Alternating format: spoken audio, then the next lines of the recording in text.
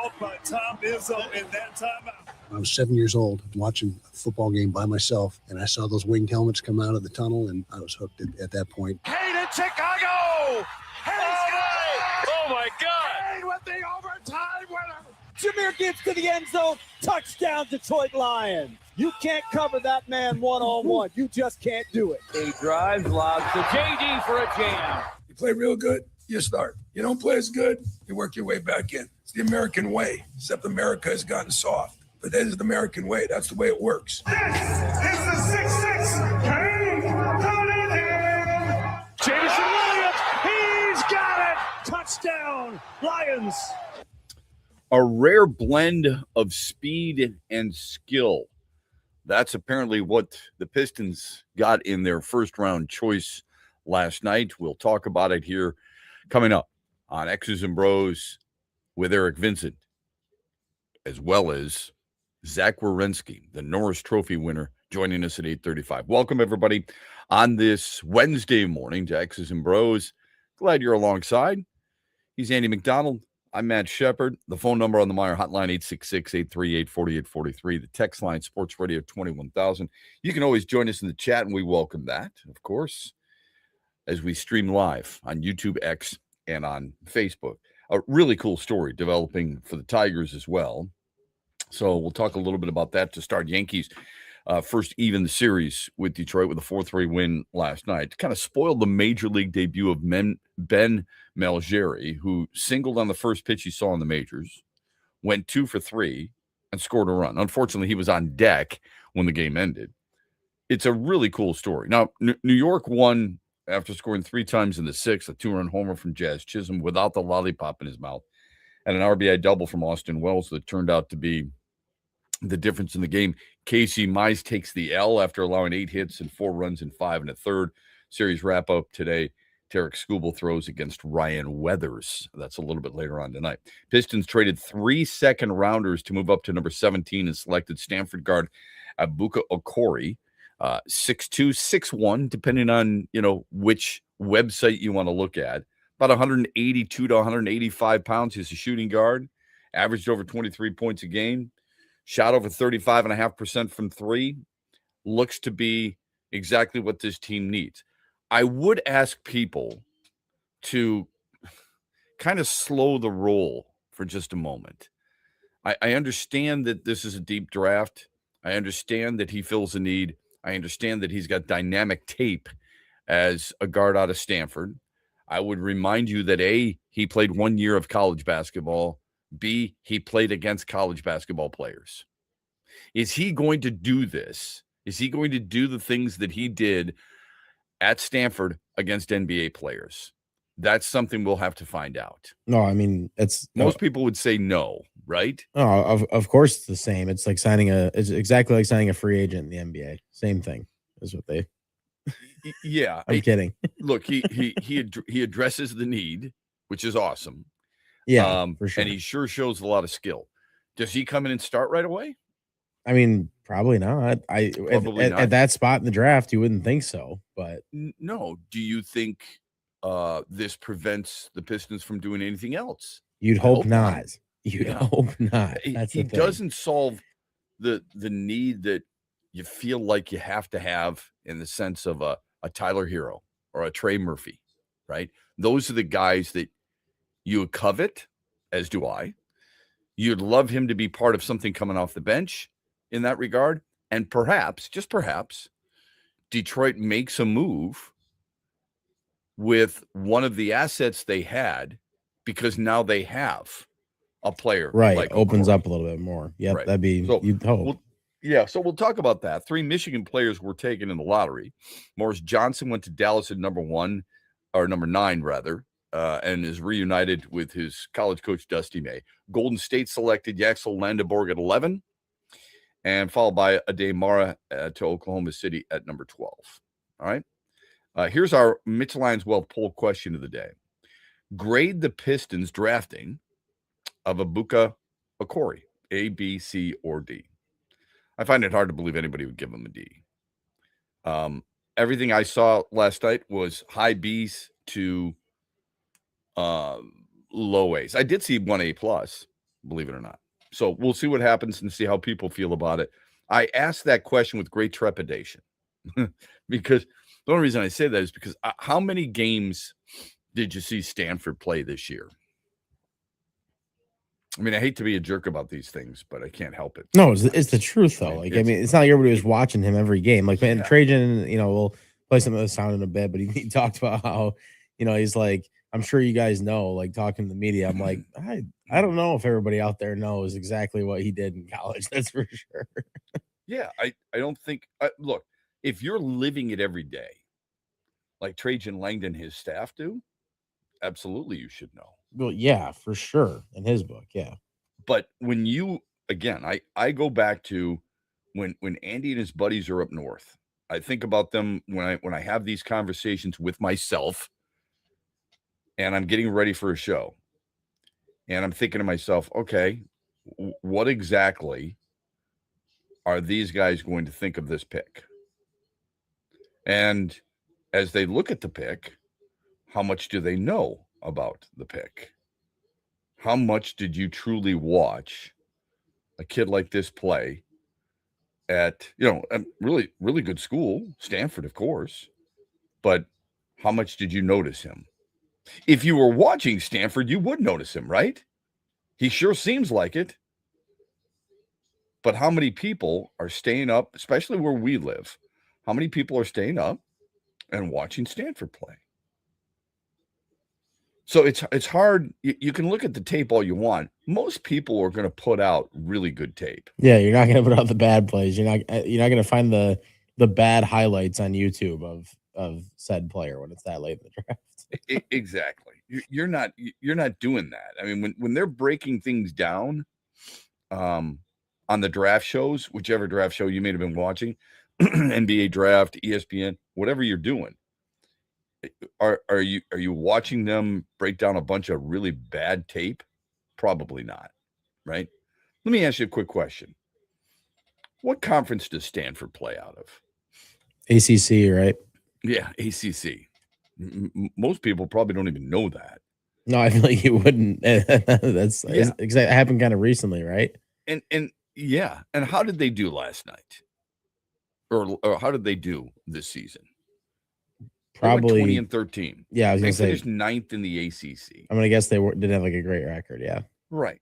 That has nothing to do with. They didn't make the NCAA tournament, correct?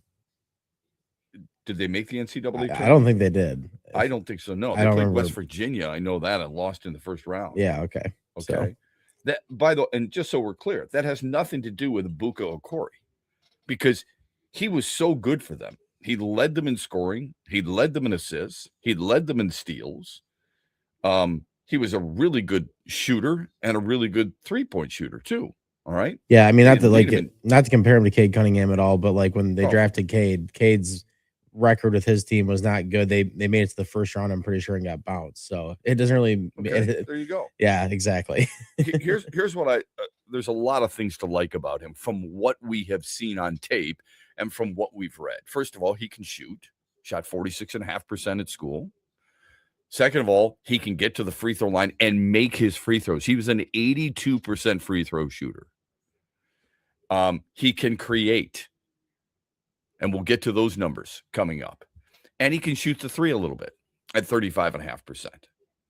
So they needed a scorer and they needed a shooter. And they got one in one guy. In all likelihood, we don't know this. He could surprise. He could surprise in the summer league. He could surprise in camp. And you never know what happens. But he sure looks like he's destined as a guy who's coming in as a second wave player. That's okay. This is a team that won 60 games a year ago, 44 the year before. They've got some depth. They've got some players. This kid's going to get in the rotation, and that's an important piece moving forward. Our phone number on the Meyer hotline, 866-838-4843. You can text the Sports Radio 21000. Against Eric Vincent will join us at 7:35 to talk about this pick. The Norris Trophy winner, Zach Werenski, joins us 8:35 here on a Wednesday morning, brought to you by Mitch Lyons Wealth. Huge here for all the ABC warehouse locations in Michigan. Now, if you're looking for the best prices on TVs, furniture, appliances, mattresses, and more, you need to go to abcwarehouse.com. You can shop there and also shop in person at all ABC Warehouse locations across Michigan. For the one close to you, go to abcwarehouse.com. Best deals on TVs, appliances, furniture, and mattresses at all ABC Warehouse locations in Michigan. Rod Stewart returns to Soaring Eagle Thursday, September 3rd. The Soaring Eagle Summer Outdoor Concert Series with special guest Richard Marx. Tickets start at $71 and are on sale now at the box office and etix.com.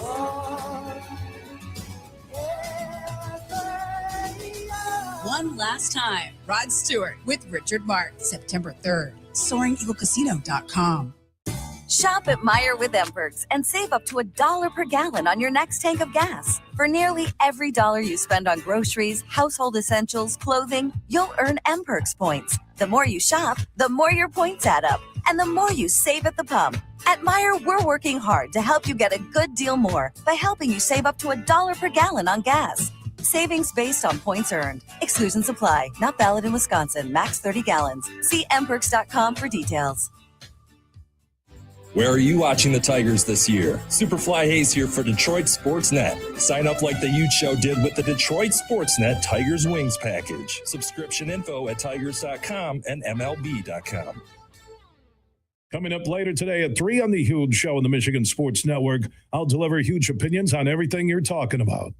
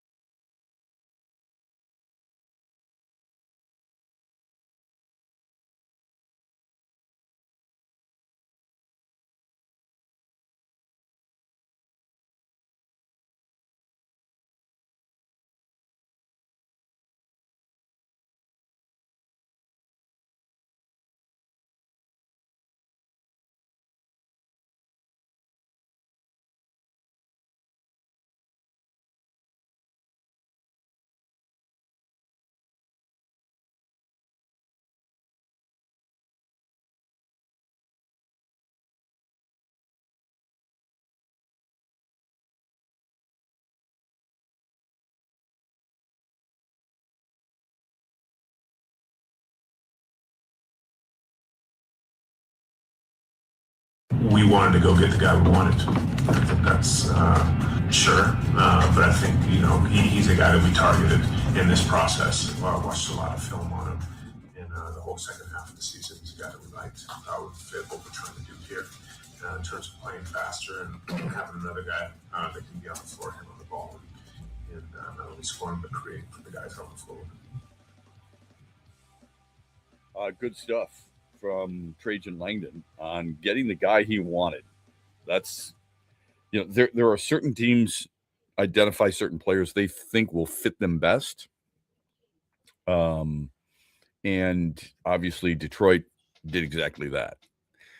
It's called conviction, and I love that. And you should too.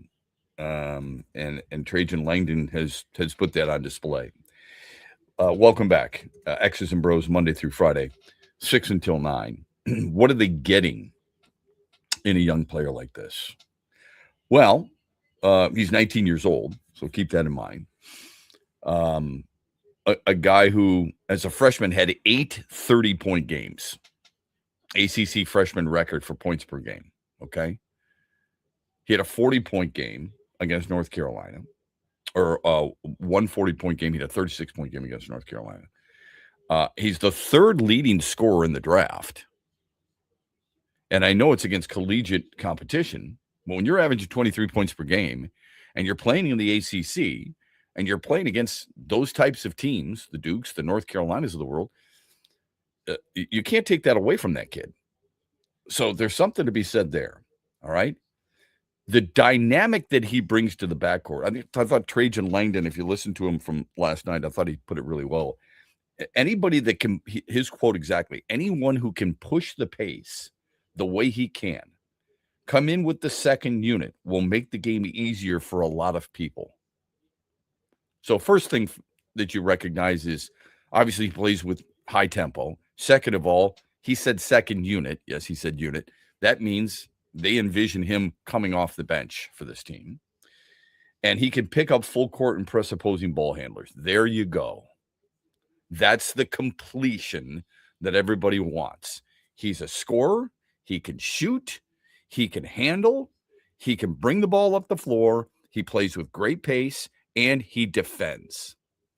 What more could you possibly want? They definitely were addressing the needs of that pick. Yes. That was the idea. So, and by the way, even though he's 6'1", 6'2", 182, 185, whatever it is, because I see a bunch of different ranges there, the wingspan of 6'7" is impressive. And by the way, just a secondary note, Darius Acuff from Detroit was drafted by Sacramento, the 7th overall pick.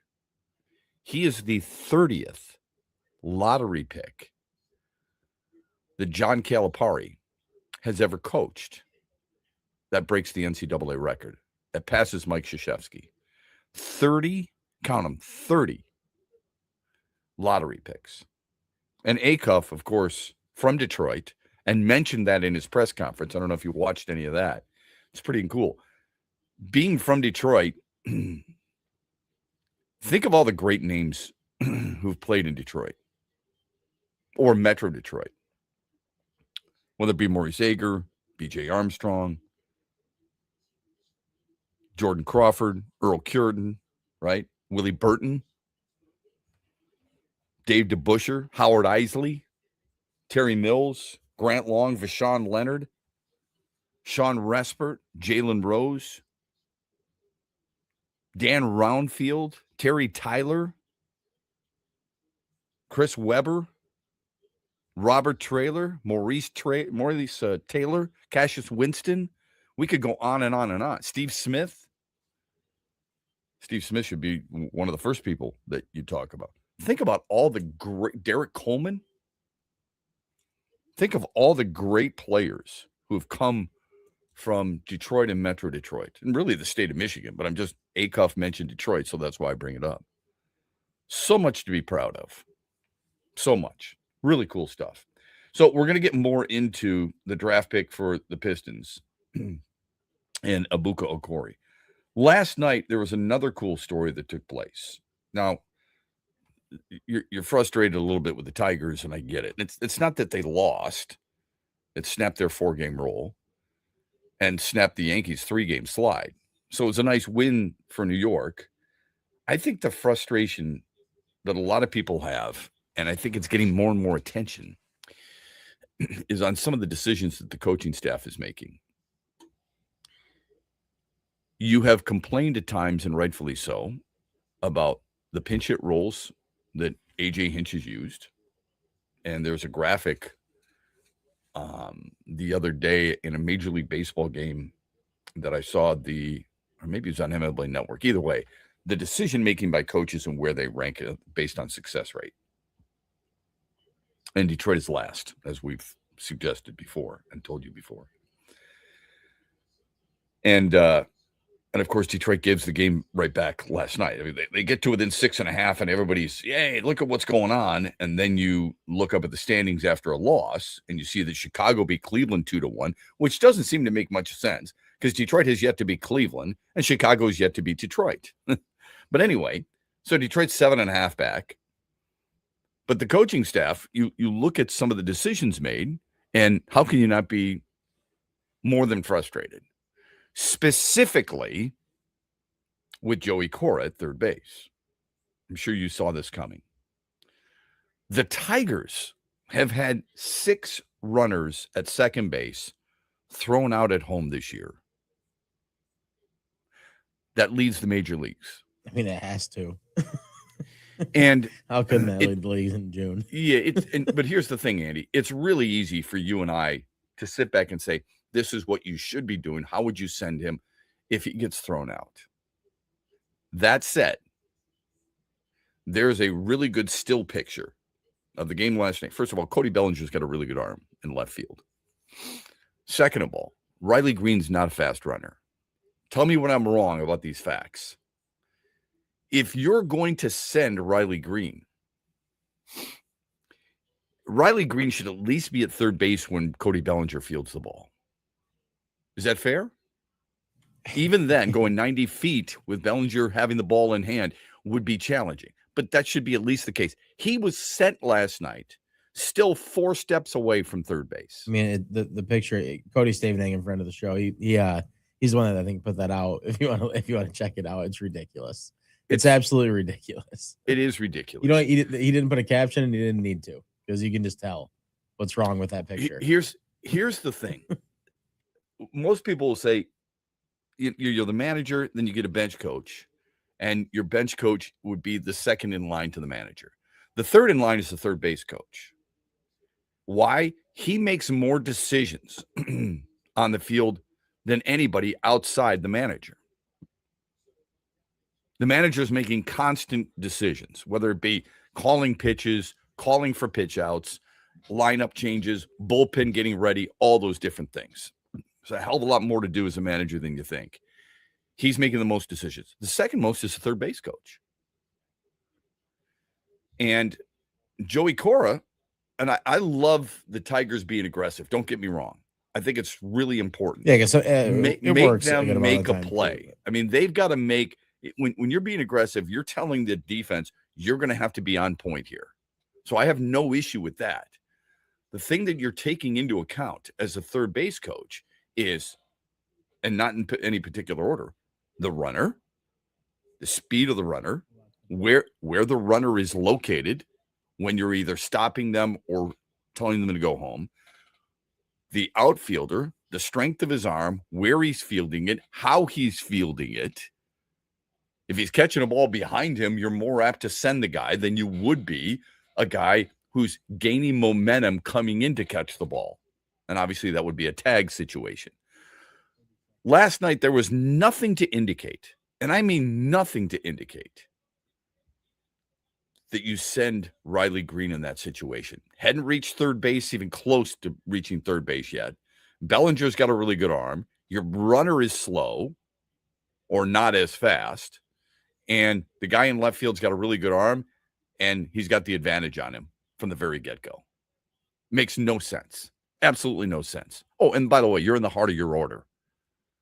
Our phone number on the Meyer Hotline, 866-838-4843. 7:35, Eric Vincent joins us to talk Pistons draft Zach Wierenski, 8:35. The Norris Trophy winner joins X's and Bros on a Wednesday morning. Huge here for the Carmody brothers and all the Buffalo Wild Wings locations in Michigan. They have some huge deals happening every week. Buy one boneless wing, get one free every Thursday. They also have their bottomless appetizers. Groups can get bottomless apps starting at $9.99, and they also have the Pick Six meal for two. Get 2 entrees, 2 sides, and 2 drinks starting at $19.99. That's happening at all Buffalo Wild Wings locations in Michigan. Huge deals every week. The stock market goes up and then it goes down. It's fine while you're saving for retirement, but as you get closer to retirement, it can cause stress. Mitch Lyons here, founder of Mitch Lyons Wealth. In my NFL days, the season could be a real roller coaster and a lot of fun, but roller coasters in retirement aren't as much fun. Do world events have you wondering if your retirement is safe? Will your money last even if the stock market were to take a dive? Have you had your retirement account stress tested to see what kind of risk you're actually taking? Let's not leave your retirement to chance. Hope is not a plan. Contact the pros at Mitch Lyons Wealth today and put us to work for you. Let's ensure your plan works even if the stock market doesn't. Text PLAN, P-L-A-N, to 844-867-8335. That's PLAN to 844-867-8335. MitchLyonsWealth.com, your best game plan to protect, grow, and win retirement. Investment advisory services are offered through MLW Advisory Services, LLC, DBA Mitch Lyons Wealth, a registered investment advisor. Make sure you listen weekly to our Moving Ferris Forward interviews with Ferris President Bill Pink and other leaders who are moving Ferris forward. Find out more about Big Rapids and Ferris and what they have to offer at ferris.edu.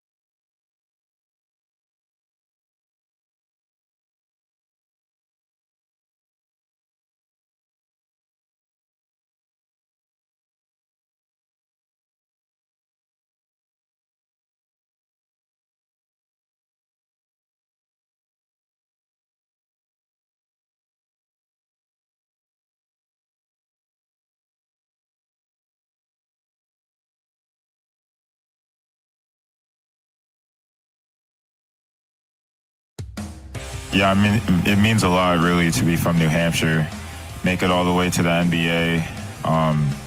Like I said, just dream big. Doesn't matter where you're from, you can make it. Love that. Really cool. Ebuka Okori, latest Piston, their first-round pick, number 17. Here's so not being a fly in the ointment, but asking this question. Because what I saw online last night, what I'm reading from people, and we'll ask Eric Vincent this an hour from now, if he's as good as everybody says he is, and the Pistons are sold on him, a lot of analysts are sold on him. 6'2", but a long wingspan, 6'7", 6'8" wingspan, impressive. Body control, ability to handle, can shoot, fearless, inside, all that stuff. Scouting reports are really impressive, all right? Can create downhill rim pressure, all right? So he's going downhill. That means he's taking the strong to the cup and gets to the rack and isn't afraid of contact, plays through contact, welcomes the contact. That's a really good trait to have.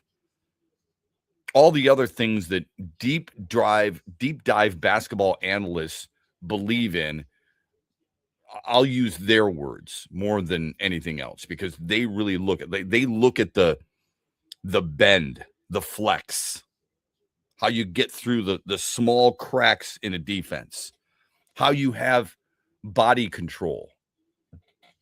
That's what you see a lot in the NFL draft. What do you like about this offensive lineman? Look at how he bends. Like you and I don't necessarily look for that, do you? Oh, look at the punch. Look at the pancake block. Are you watching a lineman's feet? When Blake Miller was on the Lions' radar with Caden Proctor and Monroe Freeling, and we were talking about all these different offensive linemen. Andy, we had a 2-week stretch where we were talking about the different draft choices as a possibility, right? Yeah, we talk, sure. Offensive linemen, you talk about punching, you talk about strength. We mentioned 54 consecutive starts. We mentioned his health, only missing 1 practice in 4 years. All the things that you and I really appreciate. Absolutely. The availability, right? The availability. How many times are we looking at bend, body control? Yeah, that's flexibility. That's right? Something that feels like they pay the big bucks to do because that's exactly right. Yeah, that's where you take the film, you slow it down, you speed it up, you slow it down, you rewind it, you look at it a little bit more. All right, but that's what they're talking about. Excuse me, with the Corey, they're talking about the bend and how tough he plays in certain areas. And how he plays through contact and keeps the dribble alive. He's not flopping all over the place. He's keeping the dribble alive, right? 5 times in a half-court set, he would have 5 shots per game at the rim in a half-court set for a Stanford team that does not play traditionally now with high tempo. 7 times per game, he's getting to the free throw line. That's encouraging. Okay. 6 times per game, he's shooting from 3. And he's making 35.5%. Those are all really good things. Okay. Love all of that. Here's my question. If he's that good, why did he last to 17? There's got to be a negative. Yeah, I mean, there's a fair question to ask there. It's got to be something. I mean, yeah. How do you get a guy who everybody says is the steal of the draft? What immediately comes to mind for you? Keith Abney? Right. Lions, yeah. Yep. right? Yep. I said this yesterday, I believe. Dane Brugler's Beast, NFL.com or NFL ranking of 300 players. We're talking about a deep dive here. We're talking about a guy who's watching a lot of film. He had Keith Abney ranked as the 9th best cornerback available in the draft. And the Lions got him in the 5th round. And we can talk about a steal because I've done that. And people have texted us. Why in the world are we talking about a guy who's a 5th round pick? What makes us think he's going to challenge for a first string spot? It's a fair question. If you're that good, why are you lasting that long? I mean, in the NBA, it feels like maybe if you're a guard, it's probably something to do with like size or I'm guessing. I think you're right. Yeah, it has to be. I think you're absolutely right there. It has to be the fact that he's 6'2", $185, generously. Why does that matter? Oh, small guards don't win, right, Becky Hammond? One just did. Didn't Jalen Brunson? I'm not comparing, please, okay? Let's not go too crazy. Yeah, right. I'm not suggesting that Ibuka Okori is the next Jalen Brunson. I'm just saying there's got to be something there that people weren't buying it. I'm not saying he should have gone first overall either, all right? In fact, if you look at it, the top ESPN put this out last night. The top 5 picks of the NBA draft were all freshmen in back-to-back years for the first time in history. Last year, it went Cooper Flagg, it went Dylan Harper, VJ Edgecombe, Con Knipple, Ace Bailey out of Rutgers. All freshmen. This year, Mbate, Peterson, Boozer, Wilson, and Wagler out of Illinois. All 5 freshmen. First time that's ever happened. And this kid was a freshman. He's 19 years old. And he goes at 17.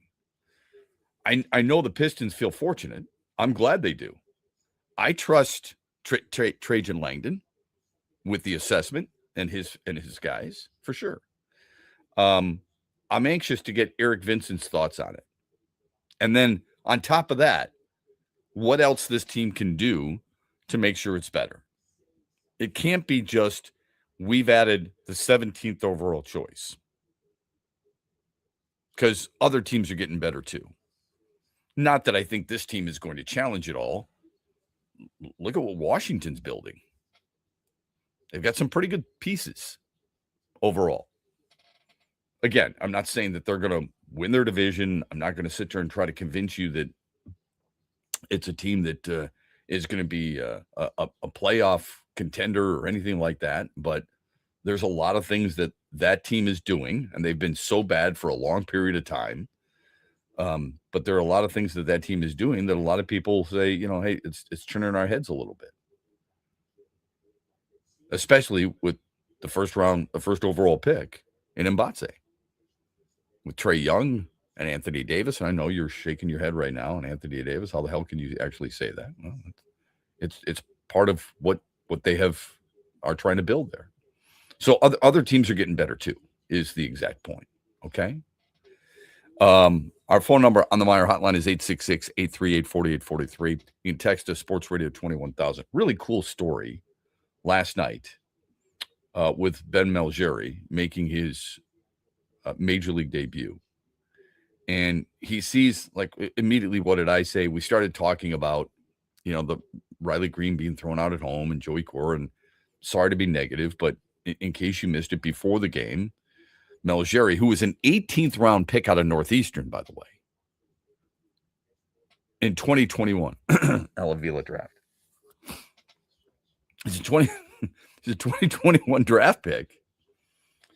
Was called up. They sent Trey Cruz down, which is fine by me. I said this last week when they promoted him. Makes no sense. Switch hitter, okay. No power, not what they need. Low batting average, not what they need. Plays infield and outfield, big deal. At the time they brought him up, what did I say? Go back and listen to it. Why not Ben Malgeri? He's an outfielder, which is what they need. He's a right-handed stick, which is what they need. And he is a power bat, which is what they need. Not a ton of power. I'm not comparing him to Mark McGwire. I'm just telling you, it's something that this lineup lacked. Well, yeah, you're not right-handed power. You're picking from your farm system, not the free agent market. Like, you take what you got. And that's thank you. Yeah, he's it. Well said. If there's anybody who deserved the promotion based on his minor league numbers, you've already tried Gage Workman. You've already tried Jace Young. Both are infielders. It's not what you needed at the time. What did you need? Someone to take Wencel Perez's place. Ben Malgeri fit the mold. You get the right-handed stick you needed. You get the power you hope that comes, and you get a guy who can play a decent right field. Perfect. Why you brought up Trey Cruz, I'll never know. But Cruz goes down. They option him. They call him utility player. Opens up a 26-man roster spot. They transfer Birch Smith to the 60-day injured list. That creates a spot on the 40-man roster. You don't keep a guy on the 40-man roster who's injured. That's fine. He's off. Trey Sweeney's off the 40-man, only because he's hurt. When he's healthy enough to come back on, then he comes back on. Then you've got decisions to make. But you got an open 40-man roster spot. Ben Malgeri was not on the 40-man. That's the reason they brought up Trey Cruz, because he was on the 40-man. I didn't like it, but you have to understand the dynamics of what takes place in Major League Baseball. Trey Cruz allowed to be promoted because he's on the 40-man. There was no room for that for Malgeri unless you cut somebody, which to me would not have mattered. Go ahead and cut him. Cut Trey Cruz. He's out of options after this year anyway, I believe. So somebody's going to be able to grab him. Has he been killing it for Toledo? Are you trying to win a championship in the International League? I don't know. I mean, maybe you feel it's really important that he stay in your system. Guy's 26 years old. I just haven't seen it. And I don't think anybody's seen it. That's why he made his Major League debut earlier this year. Malgeri's a guy who at age 26 and out of Northeastern and an 18th round pick and has bided his time pretty well and produced pretty well. Last year, high A, West Michigan, and double A. Goes to Toledo, was not overwhelmed. And he sure as hell didn't look overwhelmed last night. First pitch he sees, 95-mile-an-hour heater from Carlos Rodon, base hit. Second time up, pop up. Third time up, base hit. 95-mile-an-hour heater. Not overwhelmed at all. Line drives. These are not bleeders. These are not bunt singles. These are not off the glove of somebody squirting into right field and being a generous scorekeeper giving you a base hit. These are legit. Good stuff. Love what he brought to the table. It's one game. I'm not getting over excited here. But seeing what he did at Toledo, decent sample size. I mean, we're talking about 65 games down there. Hitting 300, hitting 9 bombs, drawing more walks, getting a nice OPS of close to 900. Struck out probably a little bit more than you would like. Against lefties, what did he do? Well, he was a hell of a lot better than Jahmai Jones. He hit 322 against lefties. So if you are looking for, and the Yankees got a lefty, had a lefty last night. They've got another lefty tonight. Then you're going to see Houston, who I don't believe has a left-handed starter, but does have 3 lefties out of the bullpen, including Josh Hader, which will give A.J. Hinch the ability to make some moves with his lineup in the latter innings. Jahmai Jones, by the way, did start last night. He will start again tonight. That's an assumption on my part. He's going to start as a DH because that's the way A.J. Hinch rolls. As a righty against a lefty, he went 0 for 2 with a punch-out. And then Kerry Carpenter pinch hit for him. And got a couple of plate appearances, 1 at bat, and walked once. But what we've seen some young guys come through in some different situations. Hao-Yu Lee is not batting for a high average, but he's shown flashes, don't you think? Yeah, he's been a lot better this month. I would say that. Yeah. Could you see, let me ask you this. Could you see him as a utility player for this team moving forward? Not a starter every day. Of course, this team really doesn't do that a whole lot. Yeah, I could see him as a utility player going forward. The problem is right now they're still playing too many guys as utility players. Yeah, that has to change in general before I know who's not going to count as a starter or whatever they use him as. Swiss Army knife.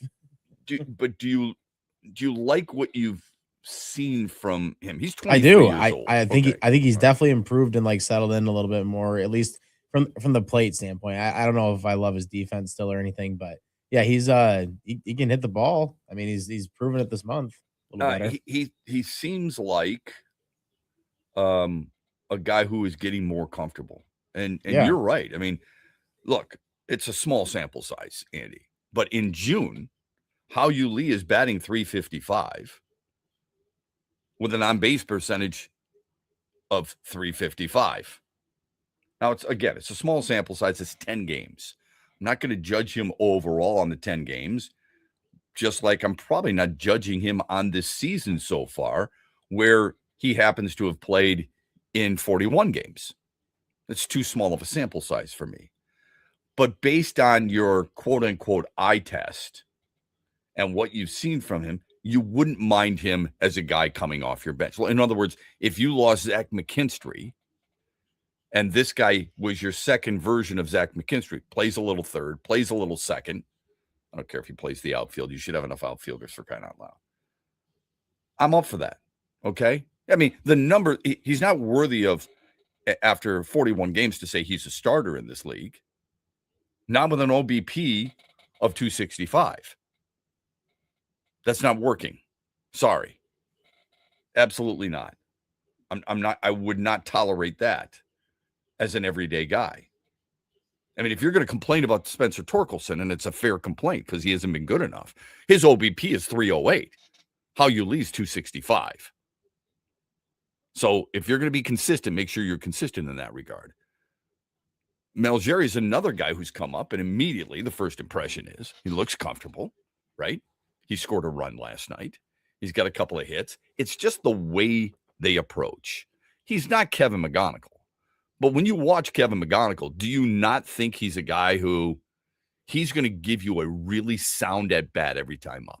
Sure, he's going to strike out. Who doesn't? Yeah. I mean, I think it was game 3 against San Diego. He struck out 3 times in 4 at-bats. It didn't bother him the next game. No, I mean, last night he almost came through again. There was that play they had to review out there in right field, I believe it was. Yeah. Where, they barely caught it. That was, he hit that ball well again. So, yeah, I mean, every time McGonigal comes to play, you have at least a good feeling that there's going to be something put in play and it's probably going to be hit hard. I agree. He's going to give you a good at-bat. Exactly. When I see him come to the plate, I don't get anxious. I think to myself, he's going to either extend this at bat, and he did that a lot last night. Okay. He's going to put pressure on the defense, or he's getting on base. He gives you that professional at bat on a regular basis. And I love that about him. I'm not saying we can determine that with Malgeri after 3 at bats. That's hyperbolic stuff. But it's a really cool story for a guy who is exactly what this franchise has needed at this time. And let's hope that continues, because it's needed for sure. I'm going to shift gears. When we come back, I want to talk a little bit about something I noticed on a national website yesterday. Where do the Lions' best combo rank in the NFL? We'll get to that when we come back. Eric Vincent joins us from Clutch Points, at 7:35 to talk NBA draft. The Norris Trophy winner, Zach Wierenski, joins us at 8:35. Rod Stewart returns to Soaring Eagle Thursday, September 3rd. The Soaring Eagle Summer Outdoor Concert Series with special guest Richard Marks. Tickets start at $71 and are on sale now at the box office and etix.com.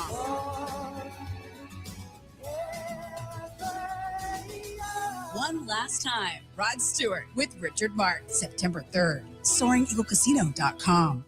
Huge here for the incredible Crystal Mountain Resort in Thompsonville, Michigan. If you've never experienced the mountain, it's unbelievable. They offer up 36 holes of championship golf, Betsy Valley, Mountain Ridge, accommodations, a ton of choices. Go to crystalmountain.com, see everything for yourself. One of the top spas in America. They can handle businesses, small groups, big groups, your buddies, the ladies, and more. Book your getaway now at crystalmountain.com. That's crystalmountain.com. Hey, West Michigan, Mitch Lyons here. You've heard about our support of Tiger legend Kirk Gibson's fight against Parkinson's disease. Now we have a local opportunity to support West Michigan families affected by Parkinson's too. The first annual Drive Out Parkinson's Golf event, presented by the Grady's Parkinson's Promise, will be held Monday, June 29th at Watermark Country Club. And while the golf is at full capacity, you still have a chance to help support the cause. Mitch Lyons Wealth is the title sponsor, and we'd love to have others join us. If your business would like to support and be represented at the outing, or if you would like to contribute personally, it's easy to do by joining our team today. Just go to birdease.com. That's BIRDEASE.com/Drive Out Parkinson's to sign up for sponsorship packages or donate today. X's and Bros and the Huge Show will both do their shows live from the course, and Shep and Huge are playing in the event. Join us in supporting this great cause. A portion of the proceeds will go to Gibby Center, and the rest will support local families. Go to birdease.com/Drive Out Parkinson's or contact me at MitchLyonsWealth.com for more info. Van Andel Institute Purple Community is a grassroots fundraising network powered by the dedicated volunteers who support VAI's mission to improve human health now and in the future. When you raise funds through the Van Andel Institute Purple Community, 100% of the proceeds go directly to the Institute's research into diseases like cancer and Parkinson's, as well as VAI's science education programs. Learn how you can get involved at purplecommunity.org. Celebrate the soul of folk and Americana. The Lumineers Automatic World Tour comes to Soaring Eagle Casino and Resort Sunday night, July 19th, with special guest Josiah and the Bonnevilles, part of the Soaring Eagle Outdoor Summer Concert Series. Tickets start at $67 and are on sale now at the box office or online at etix.com. Showtime 8 p.m. See the Lumineers live with Josiah and the Bonnevilles, July 19th at Soaring Eagle Casino, SoaringEagleCasino.com.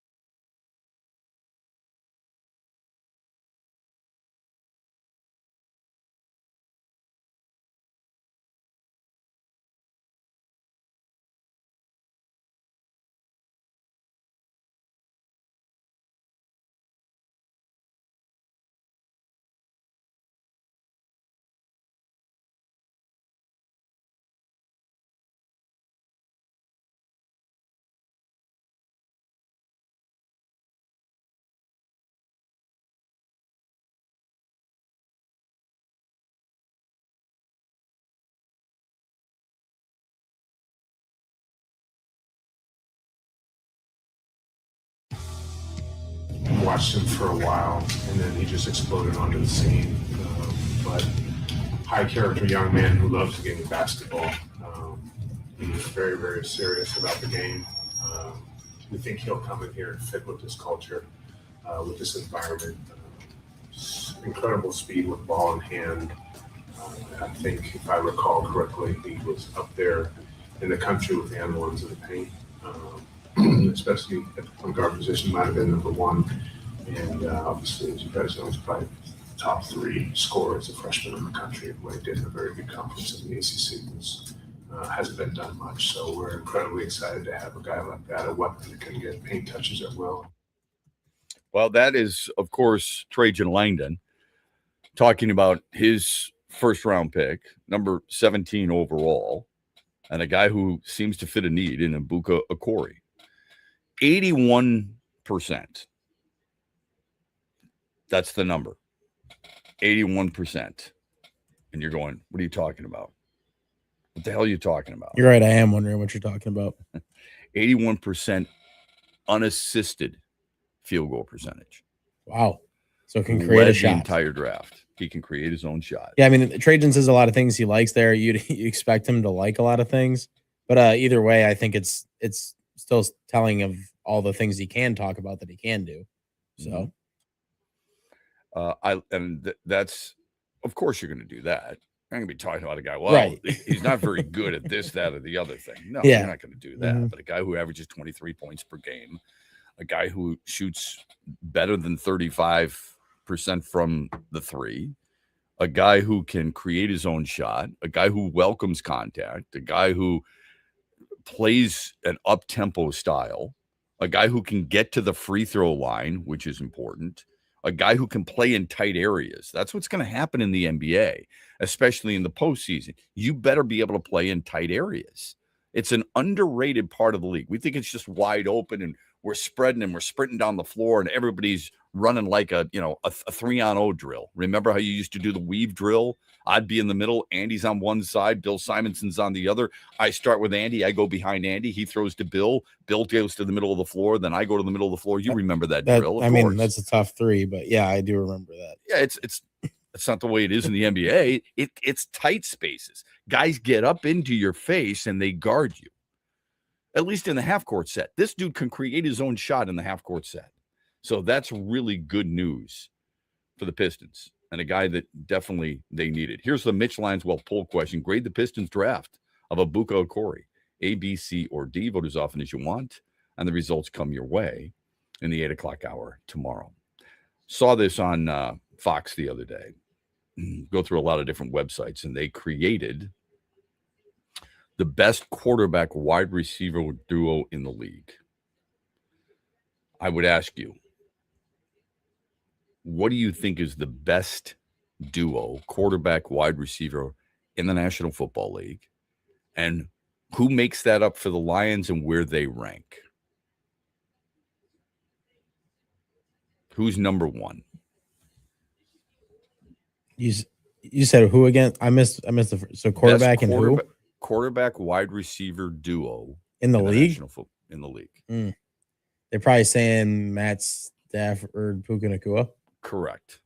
That's what Fox is saying. That's number 1. Do you agree with that? It's tough to. There's probably something I'm like missing out there is my thing, but it doesn't sound like it's far off. It's got to be top 3. Yeah, I mean it has to be. There, Okay. I mean Puka Nacua is one of the best, and Stafford's one of the best. So, agreed. I could argue Joe Burrow and Jamar Chase. See, there you go. Exactly. Okay. I would probably say that could be number 1. But if one was one and the other was 2, I would have no problem with it. Where do you think the Lions would rank in that category? Well, Jared Goff and Amon-Ra St. Brown would be, I imagine, who they'd be talking about. For sure. I mean, last year Amon-Ra had a few more drops, so I'm sure they're kind of holding that against him a little bit. But maybe it's like 5th, 6th. Yes, they have them at 5th. Okay. Now, here's the bigger test. You've already said the correct answer in Matthew Stafford and Puka Nacua, number 1. I promise you I didn't look at this either. Burrow and Chase is number 2. That means there are 2 others ahead of Jared Goff and Amon-Ra St. Brown in that quarterback wide receiver connection. Who are they? Yeah, that's it. That's where it starts to get a little tough to me. And here's the other thing I might add. It doesn't have to be proven. And what I mean by that is their number 8 combo is Brock Purdy and Mike Evans, who hasn't taken a regular season snap with the San Francisco 49ers. Josh Allen and DJ Moore is number 7. DJ Moore has not taken a regular season snap with the Buffalo Bills.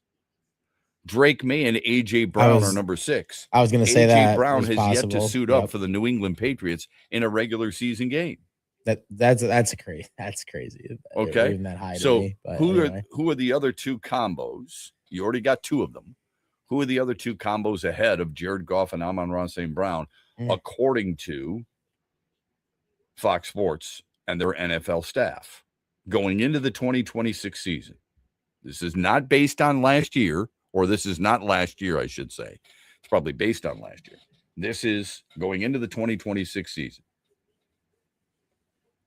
Who else would be in that conversation? Maybe there's no way they rank Kyler Murray and Justin Jefferson that high, right?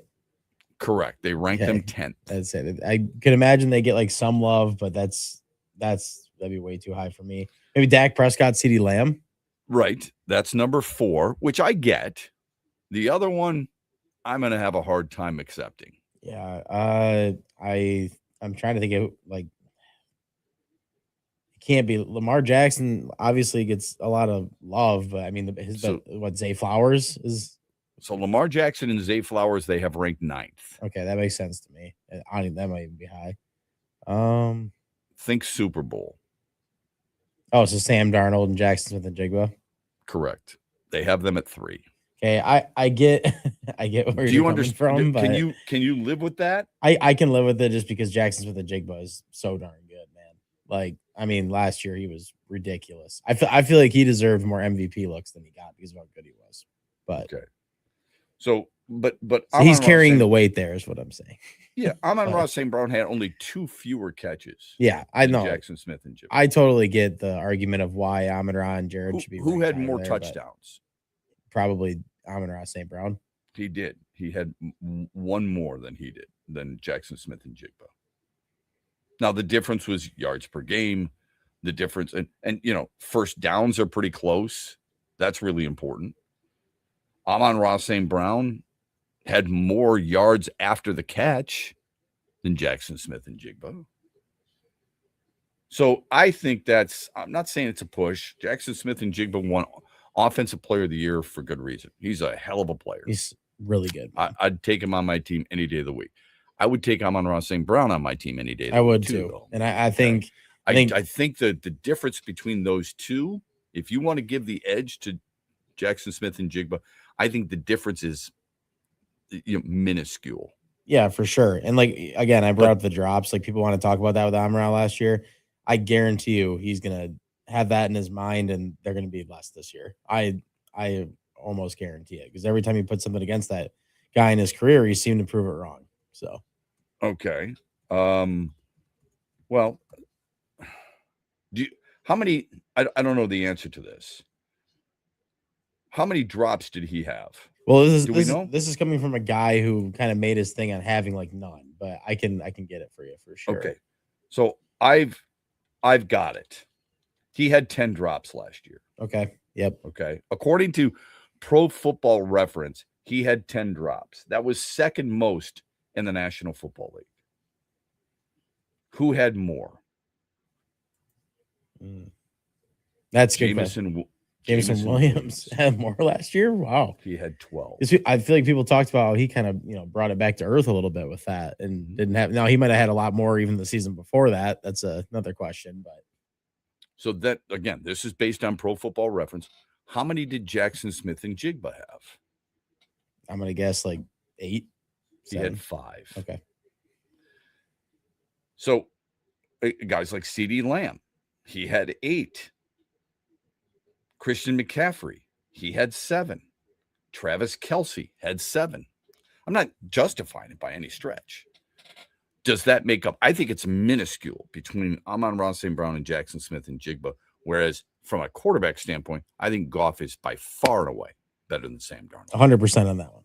So that's why I would move Detroit up a little bit more than where they have them ranked. Quick timeout. We're brought to you this hour by our friends at Meijer.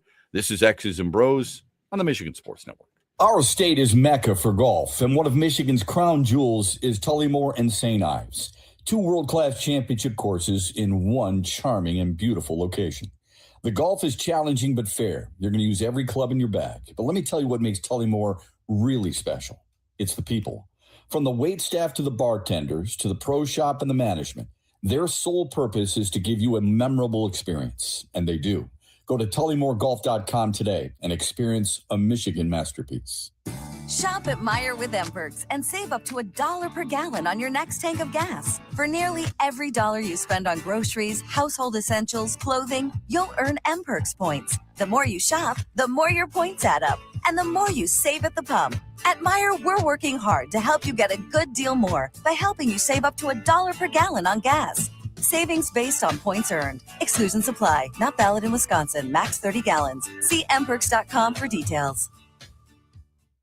Celebrate the soul of folk and Americana. The Lumineers Automatic World Tour comes to Soaring Eagle Casino and Resort Sunday night, July 19th, with special guest Josiah and the Bonnevilles, part of the Soaring Eagle Outdoor Summer Concert Series. Tickets start at $67 and are on sale now at the box office or online at etix.com. Showtime 8 p.m. See the Lumineers live with Josiah and the Bonnevilles, July 19th at Soaring Eagle Casino, SoaringEagleCasino.com. Huge here for my good friend Josh Garvey and the team at Dorn Mayhew, West Michigan, one of the world's top accounting, CPA, and business firms. Their worldwide headquarters are in Troy, Michigan, on the east side of the state. And Josh and his team connect with all the sports fans and businesses across Michigan. They bring you John Beeline on the Huge Show. They bring you Lomas Brown during the Lion season. They are a top shelf team when it comes to growth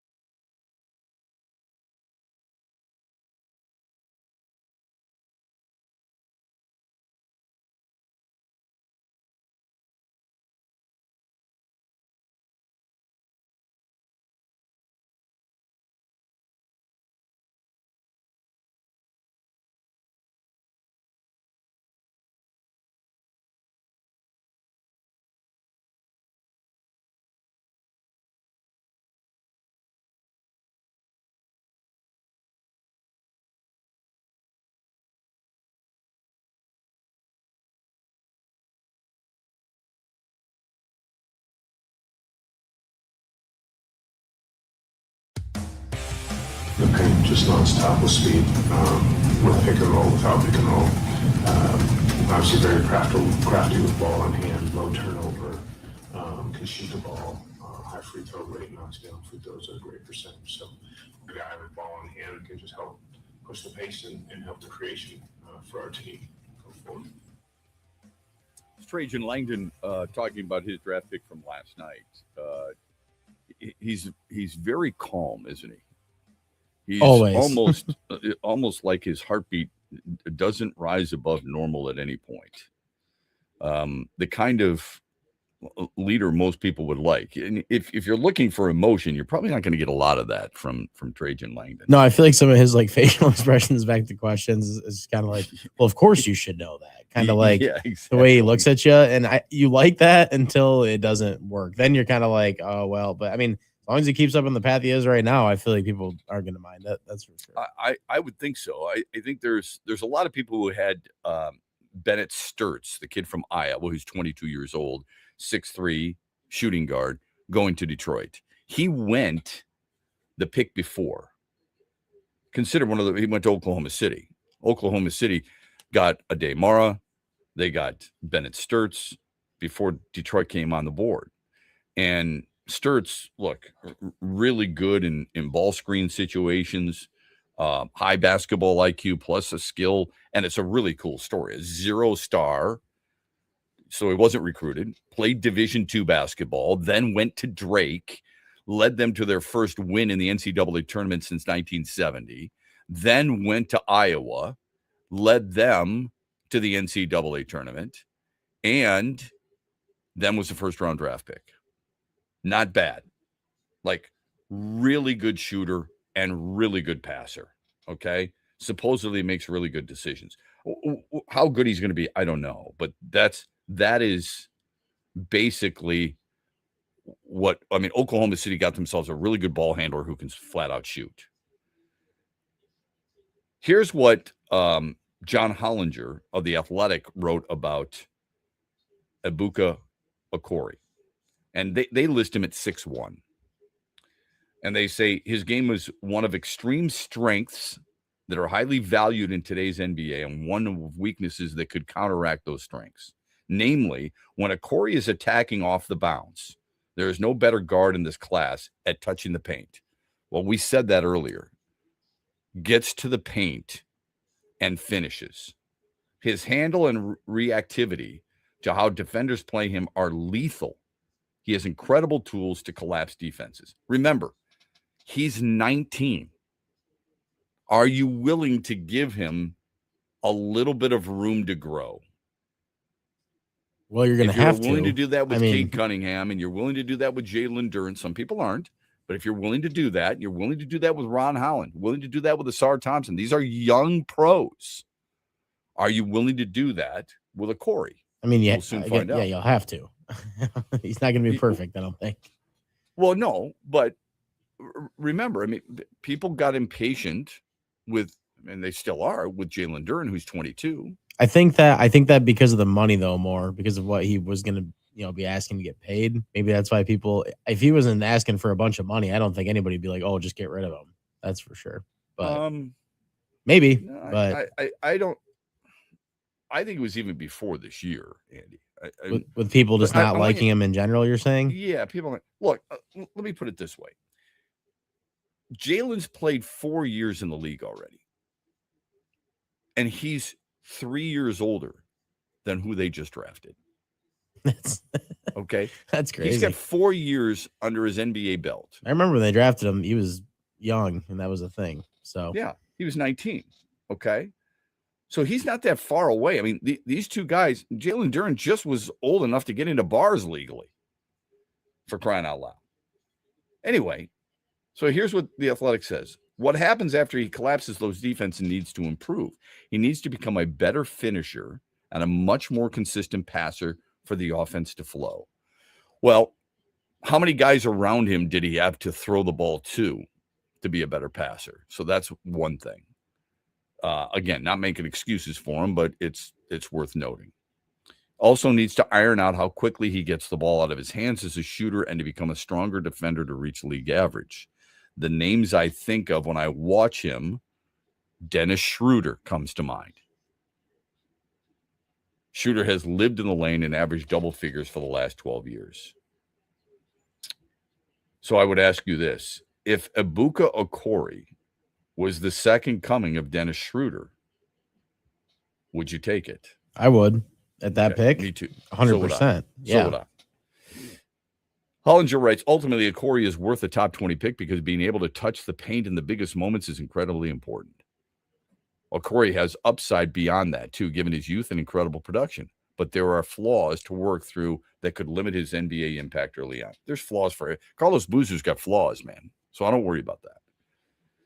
Overall, I had Kareem Lopez rated higher, he says.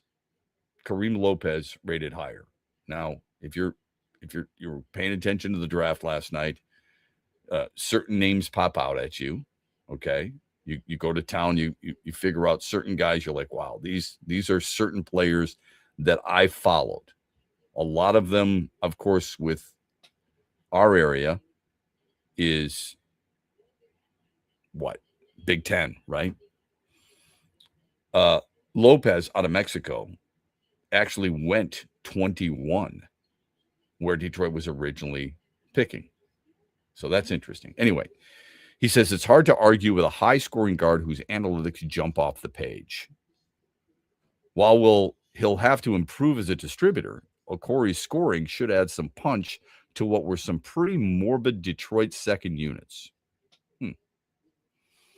That said, giving up 3 second-round picks to move up 4 spots is pretty rich premium in a draft thick with point guard prospects. They gave Detroit a B+. So second-round picks. How do you feel about that? How do you feel about giving up future seconds? And why do you care? I was going to say, I would trade second-round picks. Yeah, the second round is tonight, by the way. Well, why do you even care? How many second rounders are making an impact for teams? Not a lot, and don't give me the the 1 or 2 that did or something, because at the end of the day, the percentage Jalen Brunson immediately comes to mind. Yeah, right. Yeah, he's the MVP, right? Sure. MVP of the NBA Finals. He was 33rd overall. But again, what are the odds of that? What are the odds of getting Jalen Brunson in the second round? You know what I mean? Yeah, we can bring up the Dennis Rodmans of the world and the Manu Ginobili's and the famous second rounders. There are exceptions to the rule for sure. But I don't think there's so many that make you go, I can't believe I'm going to lose these picks. No, if you've got a guy, and Trajan Langdon, I think every good general manager, if they're convicted, now he's got to work out. There's no question about that.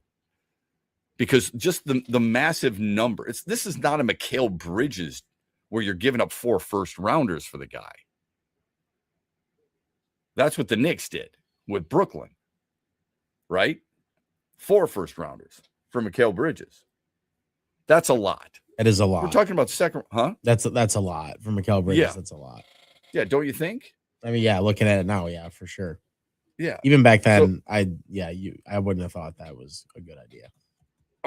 I can't imagine there's really not that many players that you would do that for. No, that's okay. That is, you would consider that a haul. In 2024, that was a haul. Okay. And actually, what New York did, they sent Bojan Bogdanovic, and 5 first-round picks for Mikal Bridges. I said 4. 5 was the first time those two quote-unquote city rivals made a trade since 1983. So it was Bridges, it was Keita Bates-Diop, a second-round pick, and drafting rights to a player for 5 first-rounders and Bogdanovic. And they were unprotected first-round picks. This is not the same thing. There's not many second-rounders who make this type of impact or make the Jalen Brunson impact. We'll talk with Eric Vincent on the other side about this move and where he sees it going and what he liked and didn't like about the draft pick. He joins our show, brought to you by Meyer, after this. Shop at Meyer with MPerks and save up to $1 per gallon on your next tank of gas. For nearly every dollar you spend on groceries, household essentials, clothing, you'll earn MPerks points. The more you shop, the more your points add up, and the more you save at the pump. At Meyer, we're working hard to help you get a good deal more by helping you save up to $1 per gallon on gas. Savings based on points earned. Exclusions apply. Not valid in Wisconsin. Max 30 gallons. Huge cheer for my good friend Josh Garvey and the team at Dorn Mayhew, West Michigan, one of the world's top accounting, CPA, and business firms. Their worldwide headquarters are in Troy, Michigan, on the east side of the state. And Josh and his team connect with all the sports fans and businesses across Michigan. They bring you John Beeline on the Huge Show. They bring you Lomas Brown during the Lions season. They are a top shelf team when it comes to growth and understanding what their clients need. And mix in when we do the Beat Huge contest or the NCAA March Madness brackets. Thank you, Josh Garvey, for what you do for the Huge Show and the Michigan Sports Network. Simple and easy. Just find Dorn Mayhew on all the social networks or just Google Dorn Mayhew and find out how they can help your business. And again, a special thanks to Josh Garvey and the Dorn Mayhew team in West Michigan. The Freddie the Pizza Man Foundation is dedicated to providing support to families and Michigan schools touched by autism. We invite you to join us in supporting these families and schools by making a donation at freddythepizzaman.com. With your donation, you can help provide essential resources that can make a real impact. Visit freddythepizzaman.com to make a donation and to learn more about the foundation's mission. That's FREDI thepizzaman.com. Together, we can make a difference.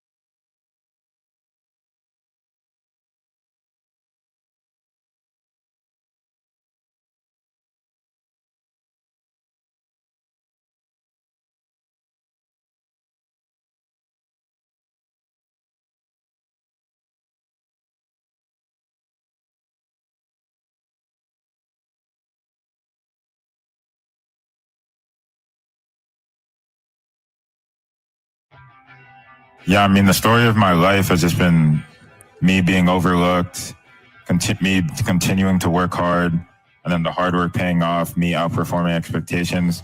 So I'm not expecting anything different to happen here. Going to Detroit, I mean, I'm going to put the work in, and once I get on the court, I'm going to let the work show.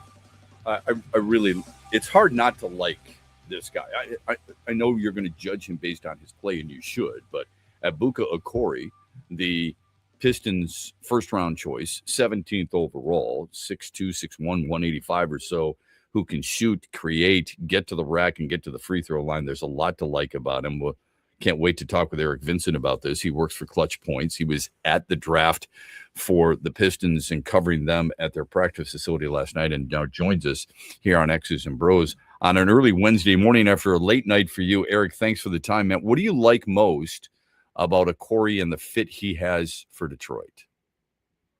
Yeah, appreciate you for having me on, Chef. I think he checks a lot of good boxes for the Pistons. This is a team that needed a lot of help offensively. In the first unit and the second unit, they just needed a guy that could be an automatic paint touch that could, help create some versatile looks in lineups for the Detroit Pistons. And I think he does that a lot, even with, being, I guess, in today's NBA standards, a shorter or smaller guard. He's very shifty with the rock. I literally like his handle a lot. He was really impressive with how he was able to, score from 3 levels and create from anywhere he wanted on the floor. And the Pistons just needed a few more guys like that. And I think that will be able to translate pretty soon. I think he'll be exciting to watch during Summer League. I think he'll have a lot of good defensive energy as well.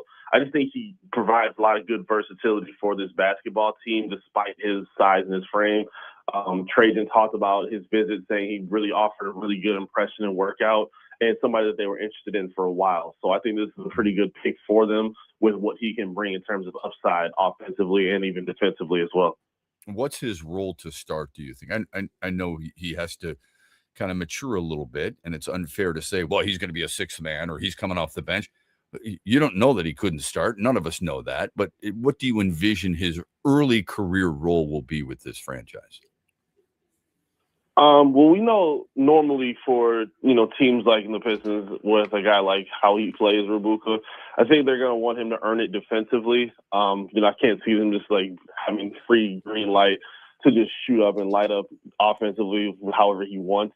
I think that will kind of translate through time with what he does. But I can see him, fighting for maybe the second or third guard off the bench for the Detroit Pistons. Obviously, I feel like they feel like what they have with Dennis Jenkins. The jury's still out for what they're going to do with Marcus Sasser. People compared them a lot in terms of their size and skill set because Sasser came in as a really high offensive touted player as well when he was drafted. But I think he's probably going to take some time. But I do think they really like his upside of what they can bring as a player. I think they're going to probably take his time.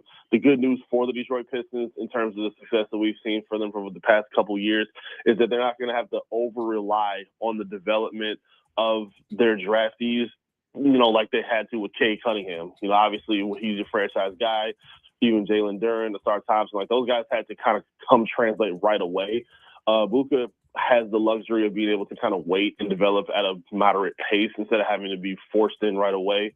Obviously, the sooner the better would be beneficial for the Pistons, but I don't think they're going to rush him into becoming, a key focal point scorer right out the gate. I think they're going to let him grow at his pace. I think that's going to be beneficial for both parties. That's really important, isn't it? Because he's only 19. As good as he was at Stanford and as good as a scorer he was and shooter and ability to get to the rim and ability to get to the free throw line, we do have to understand at 19, he's going up against NBA men, not going up against ACC players. Mm-hmm. Yeah, that's extremely important. I think looking at his skill set and looking at what this team needs, there's still a very young team that's trying to learn and establish their identity. I mean, I think they've done a good job of kind of cementing it as a defensive-minded team. But offensively, I think you see when guys come out, and I don't think he's like a raw offensive player. I think he is extremely talented in what he offers. But like you said, yeah, it's not going to translate immediately. It likely will not translate immediately. People can probably get overexcited about what he could bring in Summer League. We kind of saw that with Jalen Duren. We saw that with Asar Thompson. What they were able to do, in some of the the warm-up phases of their career don't always translate to the regular season and the postseason as well. So it's going to be a gradual build-up. Again, I think that is what's best for him because sometimes, players can, wash out a little bit having too much on their plate. He obviously has some great guys to learn behind him. Cade Cunningham, who he was really high on in terms of what we were talking to him about during the media presser. Jalen Duren as well. He has a pretty good supporting cast around him. And we know JB Biggerstaff does really well with developing young players, especially guards as well. So I think he's in a perfect system to kind of let that grow and let it come to him at a proper time. But again, I think he's at a pretty good timeline for him where he doesn't have to be rushed. And I think that's really helpful.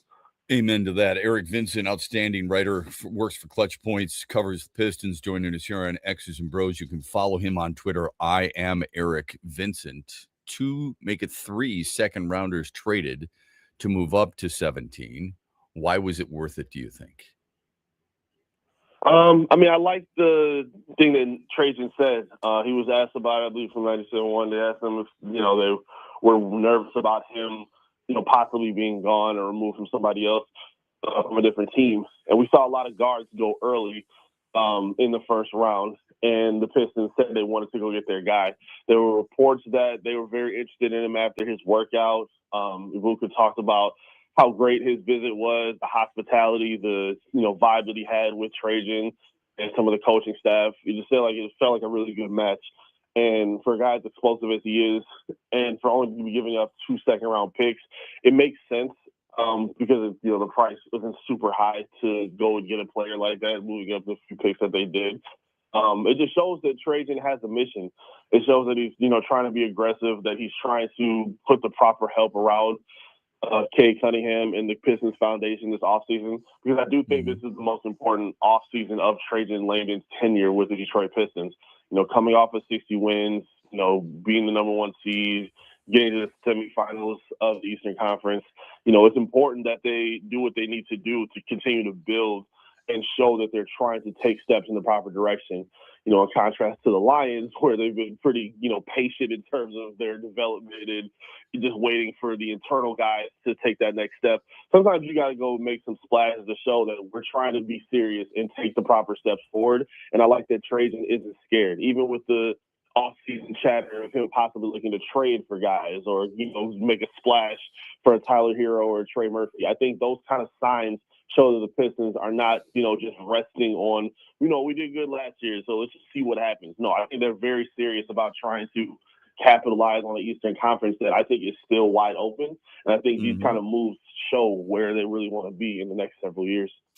I do too. It's a good conversation that you and I could have regarding the Lions, because I like what they've done. I like that they brought in Cade Mays. I like the drafting of Blake Miller. I think they should let their young players within their system grow.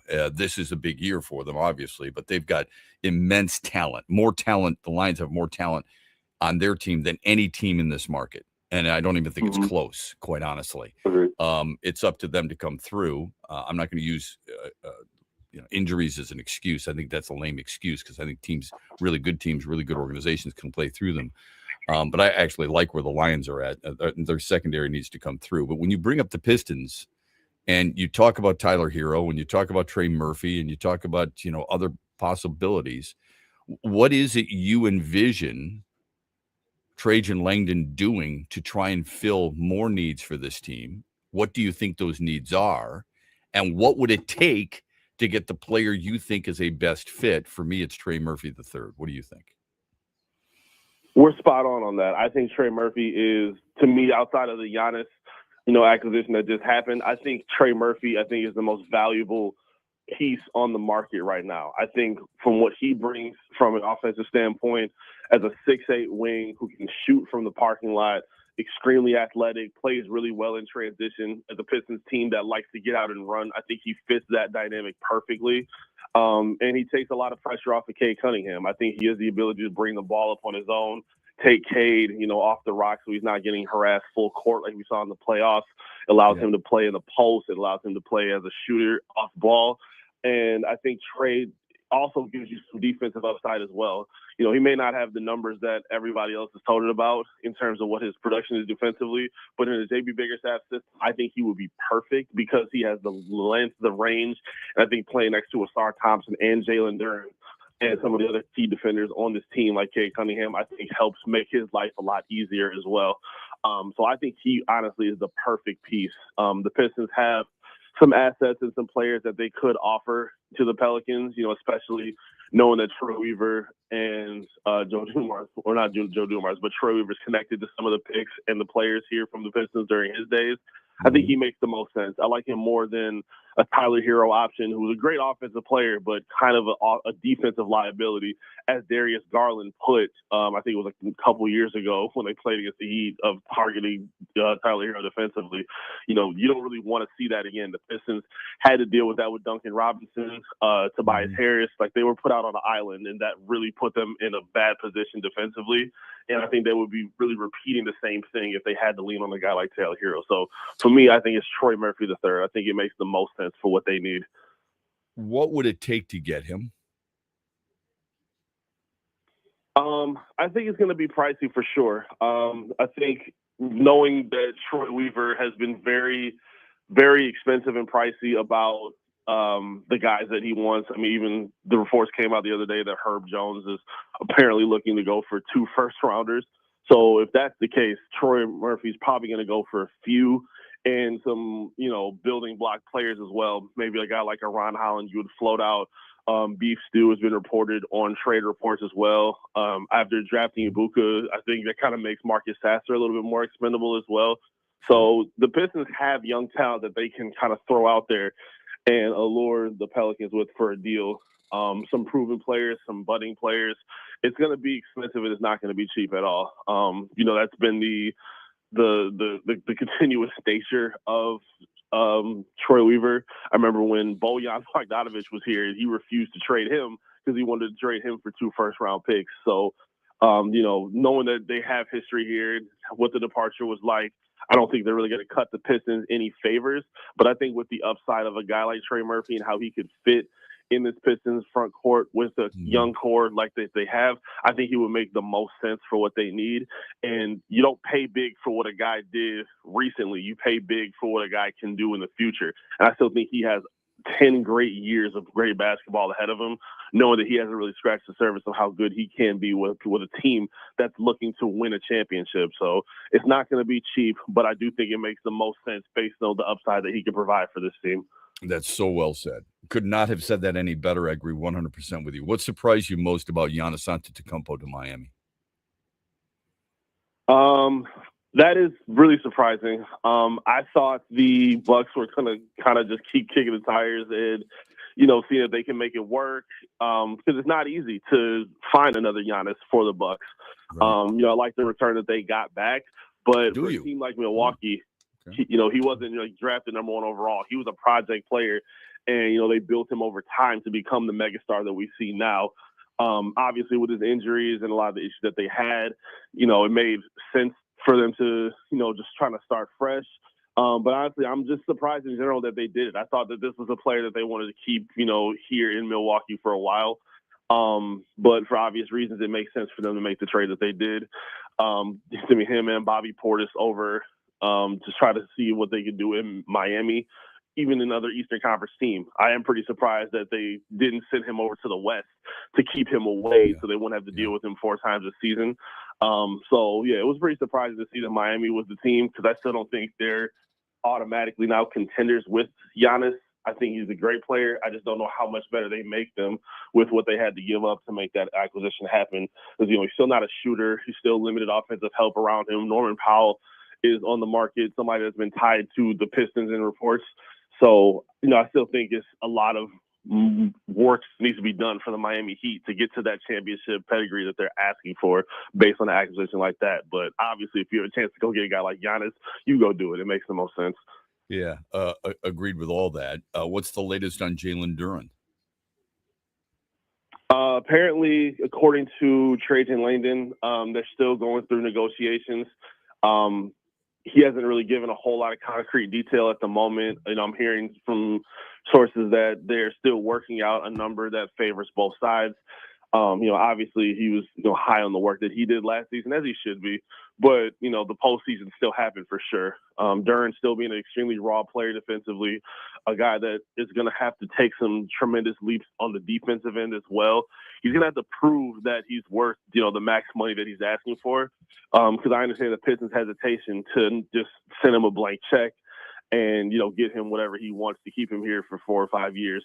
They're going to have to see a lot more work. I think the night and day differences between the regular season and the playoffs are pretty jarring, but he's still a young player, and you don't see a lot of young players signing max deals like what he's being offered or what he's looking for. So they're still working towards it right now. I think we will come to a conclusion where he does stay in Detroit. But what those detailed numbers are going to be is the biggest question mark right now. So just real quick, I think I agree with everything you've said. I really enjoyed the conversation and the insight. Here's my question always when we talk about young players, and I'm not just talking about Jalen Duren or the Pistons or basketball in general. When do they stop being young? Like, the age is one thing, 22. The game experience is different. This is a young guy who's played 28 minutes a game, and he's played in 276 games in his career. When do you, and I've said the same thing, Eric, I've said he's young. At what point do you and I stop saying he's young? Because he's still going to be a young man at 23. There's a lot of people who are young from my perspective because of my age. I'm talking about game experience. You can be a young player, but still be a young veteran. When do we stop that with him, in your mind? Yeah, that's a great question. I think it's right now, to be honest with you. I feel like when you start making gradual upgrades in terms of experience in your career, like when you, like, let's say you're a young player and you're maybe injured the first couple of years of your career, like Kay Cunningham was, but then you play, your career high number of games, you finally get to the playoffs, you get some career achievements like making an all-star team, contending for awards, making postseason runs. And we're just seeing those steps kind of, build, from year by year. I think that's when. So knowing that Duren played in his second postseason tent, I think it's 100% fair to, at this point, call him a young veteran, even though he is 22 years old. The experience is there because he now knows what to expect in a postseason against teams that are just as hungry as they are. Mm-hmm. So I think at this point, it is kind of, maybe I don't want to say it's difficult because, again, he's 22 years old, but like you just said, the experience is there, and we can't keep just, cutting break after break of, he's a young guy, let's let him figure it out. He does have to figure it out, but, leaning on the he's young excuse is not going to keep flying, especially knowing that he's one of the captains of this basketball team. Exactly. So that's even another benchmark in itself. Yeah. So he doesn't get the benefit of the doubt of just saying, hey, he's young, we're just going to let it slide. No, you're going to want to see some improvements, from your most important guys. When you have a guy like Cade Cunningham playing next to him at an MVP level, the Pistons are in a position where they need these young players or these young age players to, start taking the proper steps if they have championship expectations, which the Pistons do. So knowing that's where their franchise team is looking for and then where their direction is, that's why his expectation is different at this point. Thank you. That needs to be accentuated a little bit more. Listen, great stuff, man, as always. I know it was a long night. You provide so much for us and everybody who does a talk show with your knowledge. Have a great rest of your week. Thanks for the time today, Eric. Always a pleasure. Anytime, man. Thanks for having me on. I'll see you guys soon. Thank you. You got it. Eric Vincent joining us, man. He's really good. He's really, really good. Great conversation. We're back with more after this. Stay with us. Huge here for the Michigan High School Athletic Association. You can stay up to date on the latest from Lansing 24/7 at MHSAA.com, at MHSAA on Twitter, and MHSAA on Facebook. The latest news, press releases, and stories connected to every high school in the state of Michigan, available for you 24/7 from the Michigan High School Athletic Association. Log on to MHSAA.com, at MHSAA on Twitter, and MHSAA on Facebook. And if you're looking for archive, boys and girls, high school sports, MHSAA.TV. That's MHSAA.TV. TV. 24/7, everything you need to know about high school sports in Michigan. Log on to MHSAA.com. Celebrate the soul of folk and Americana.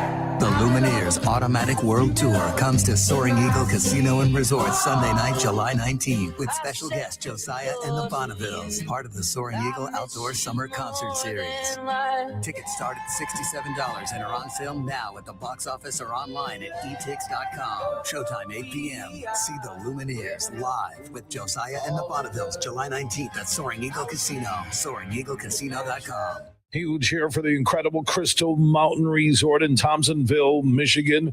If you've never experienced the mountain, it's unbelievable. They offer up 36 holes of championship golf, Betsy Valley, Mountain Ridge, accommodations, a ton of choices. Go to crystalmountain.com, see everything for yourself. One of the top spas in America. They can handle businesses, small groups, big groups, your buddies, the ladies, and more. Book your getaway now at crystalmountain.com. That's crystalmountain.com. Farrah's Coffee has been family owned and operated for over 100 years. Its popular Den Blend and Dark Roast is more than coffee and more than the official coffee of the Detroit Lions. It's a call to rise. Farrah's Coffee and the Lions are the perfect match. They embrace those who show up early, cheer loud, and never back down.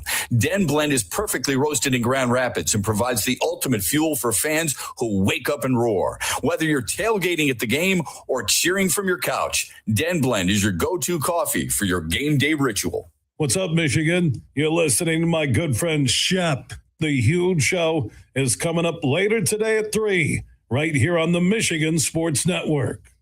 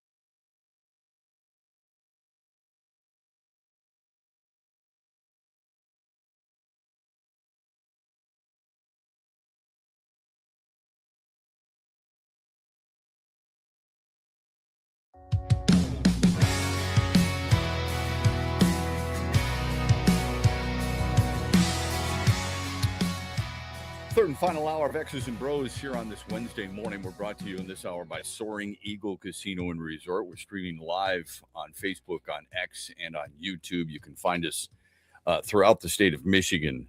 Honored to be on this network and partnered with a lot of our wonderful station affiliates like Cadillac, WKAD, the Ticket 93.7 FM, of course, in Grand Rapids, that serves Kalamazoo and Holland and so many great places out on the west side of the state. WMAX 96.1 FM, The Game.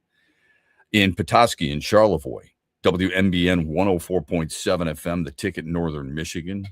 In Lansing, WVFN AM 7:30 a.m. The Game. And in Traverse City, WKAD 93.7 FM, The Ticket as well. If you missed it last night, the Tigers lose 4-3. Ben Malgeri made his major league debut, went 2 for 3, got a hit on the very first pitch he sees. It's a really cool story, but New York wins it and hands Casey Mize the loss. The series wrap-up is later on tonight. It is Tarek Skubal throwing against Ryan Weathers, a lefty. Tigers traded 3 second-rounders to move up to number 17. They grabbed Stanford guard Ebuka Okori, who shot about 35.5% from 3 last year, averaged 23 points per game for a 20-win Cardinal team. 3 Michigan players were taken in the lottery. Morris Johnson went to Dallas, number 9 overall, reunited with Dusty May, his college coach. At 11, Yaxel Landeborg went to Golden State, and at 12, OKC drafted Ade Mara. In fact, Michigan has had 12 first-round picks since 2013. That's most in the Big Ten. The next closest is Indiana at 7. Here's the Mitch Lyons Wealth poll question of the day. How do you grade the Pistons draft of Ebuka Okori? A, B, C, or D? Vote as often as you want at XB Mornings. Andy has tweeted it out. I have retweeted it, and we will give you the results right around this time tomorrow morning. Let's get to some texts. And Zach Werenski, the Norris Trophy winning defenseman in the National Hockey League, who won a gold medal. And I saw that gold medal last Thursday. Yeah, he was honored at the National Polish American Sports Hall of Fame for sports excellence. It was awesome to see that gold medal. And he showed Rob Gronkowski in front of me, and Rob Gronkowski couldn't get enough of it. I mean, here's a guy who's won multiple Super Bowls, considered one of the better tight ends in the history of the sport, and he sees a gold medal, and he literally said to Zach Werenski, I've never seen a gold medal before. That's pretty cool. Yeah, it was a really cool moment.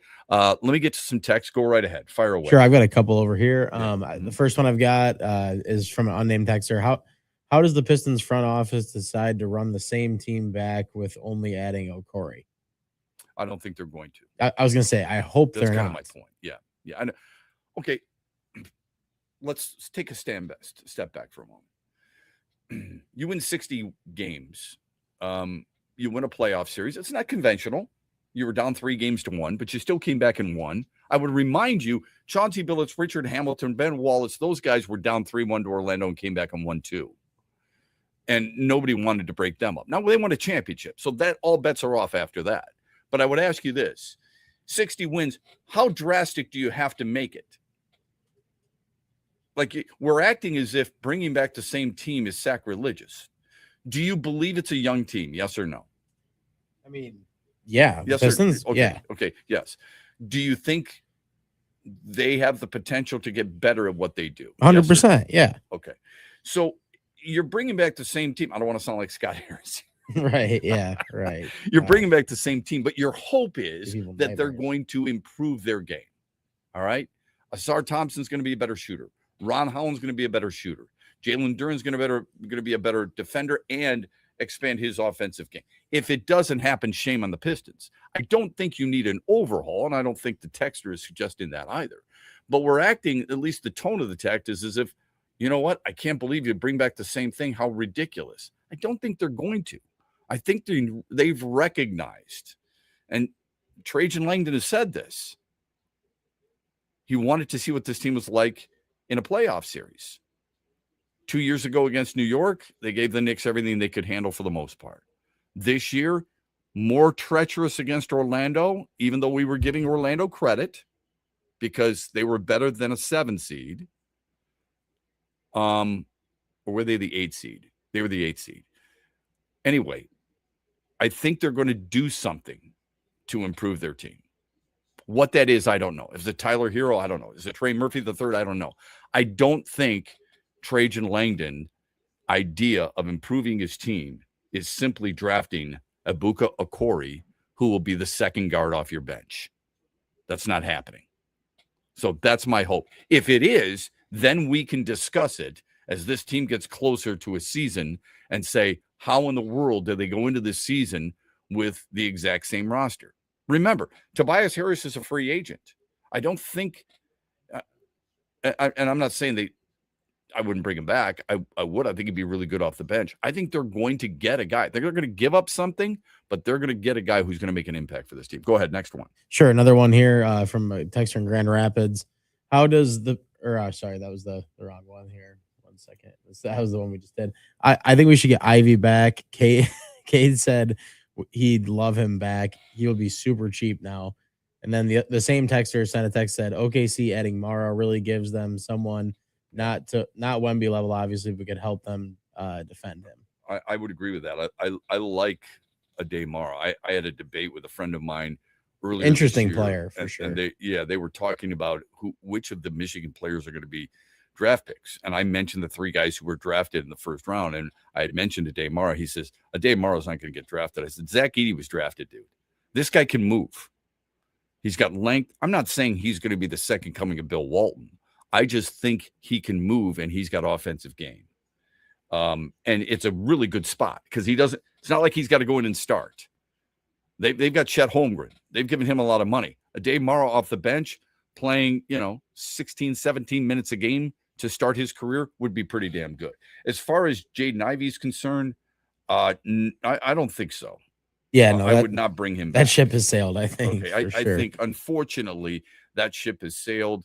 There's some concerns there that run pretty deep. The commitment, he went to Chicago, and it was an absolute train wreck. Yes, for sure. So I don't see that. I don't see how you bring him back. I mean, if you were to ask, they're different players, don't get me wrong, but if it was Malik Beasley or Jaden Ivey, I'd probably tell you Malik Beasley. Well, yeah, but both have issues. Right. I'd like to move on from both. Are there any more texts? No, sorry, that was the other one he sent. Same thread. Here's one from our friend Freddie. If this team or fan base thinks drafting a 19-year-old kid, signing 2 guys who can't shoot in the floor at the same time, Asar Thompson and Duren, puts them over the top, I say good luck. This team needs veterans who can play and help the team here in the 80s and 90s and did to help them win titles. I don't disagree with that. I don't think anybody's thinking that. And I don't think the Pistons front office is thinking that. Do you want to keep Asar Thompson and Jalen Duren? I do. For the right price. And that's easy for me to say. What that right price is a good question. But I would want to keep them. Do I like the drafting of Okori? He sure seems to provide a lot of things this team has been missing. But I do believe this team and this franchise needs to go out. And if there are players who are available, who, like many people believe that there are, okay? Like we bring up certain names because we like them. Trey Murphy, of course. What about Norman Powell? If they went out and got more Norman Powell, who averages 22 points per game for Miami last year, or a Trey Murphy or a Tyler Hero, I feel pretty good. I think they're going to do something like that.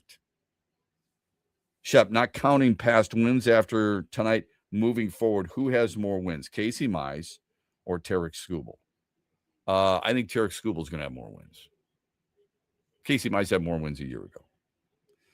Is it still crazy to think 2 of the top free agent pitchers this offseason are two of them are ours? Still believe Mize signs elsewhere and really blossoms. Just looks like a guy who needs a new beginning, and the sky's the limit. In reality, believe he turns into a better pitcher after they both sign elsewhere. That might be the case. It's a great question. How much would it take to bring back Casey Mize? I don't know the answer to that. Would you pay him $15 to $20 million? I would. On a long-term deal, probably not. 4 years? Yeah. Anything more than that would scare me just because of the injury history.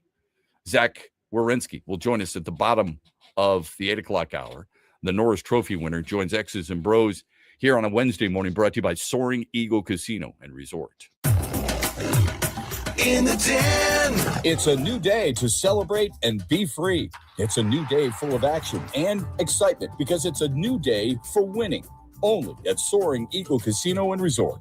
Soaring Eagle Casino and Resort, your getaway reimagined. This is Matt Shepard. The Tigers' 4-game roll was slowed by a Yankees 4-3 win Tuesday night.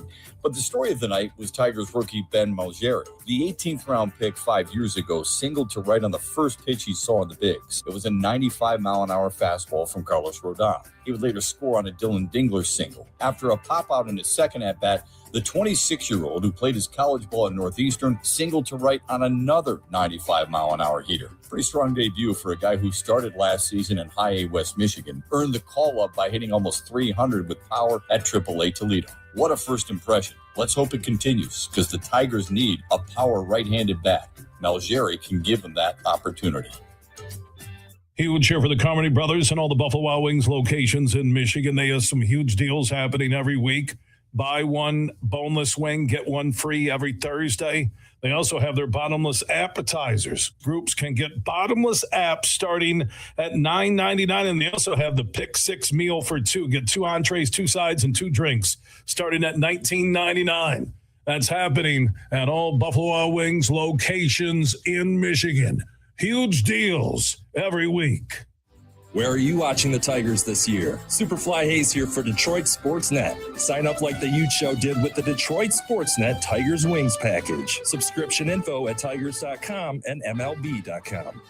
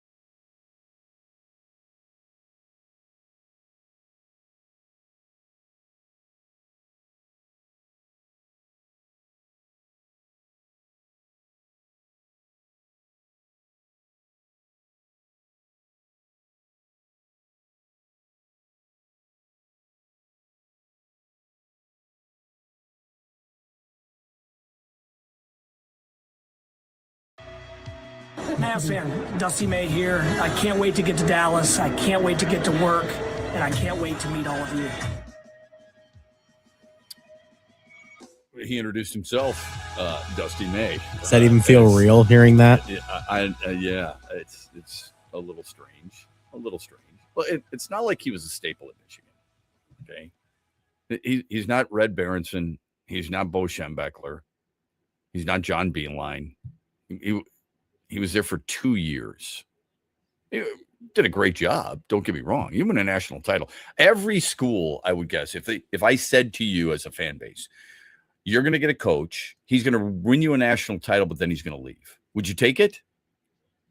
I mean, yeah, you would, for sure. Of course you would. Of course you would.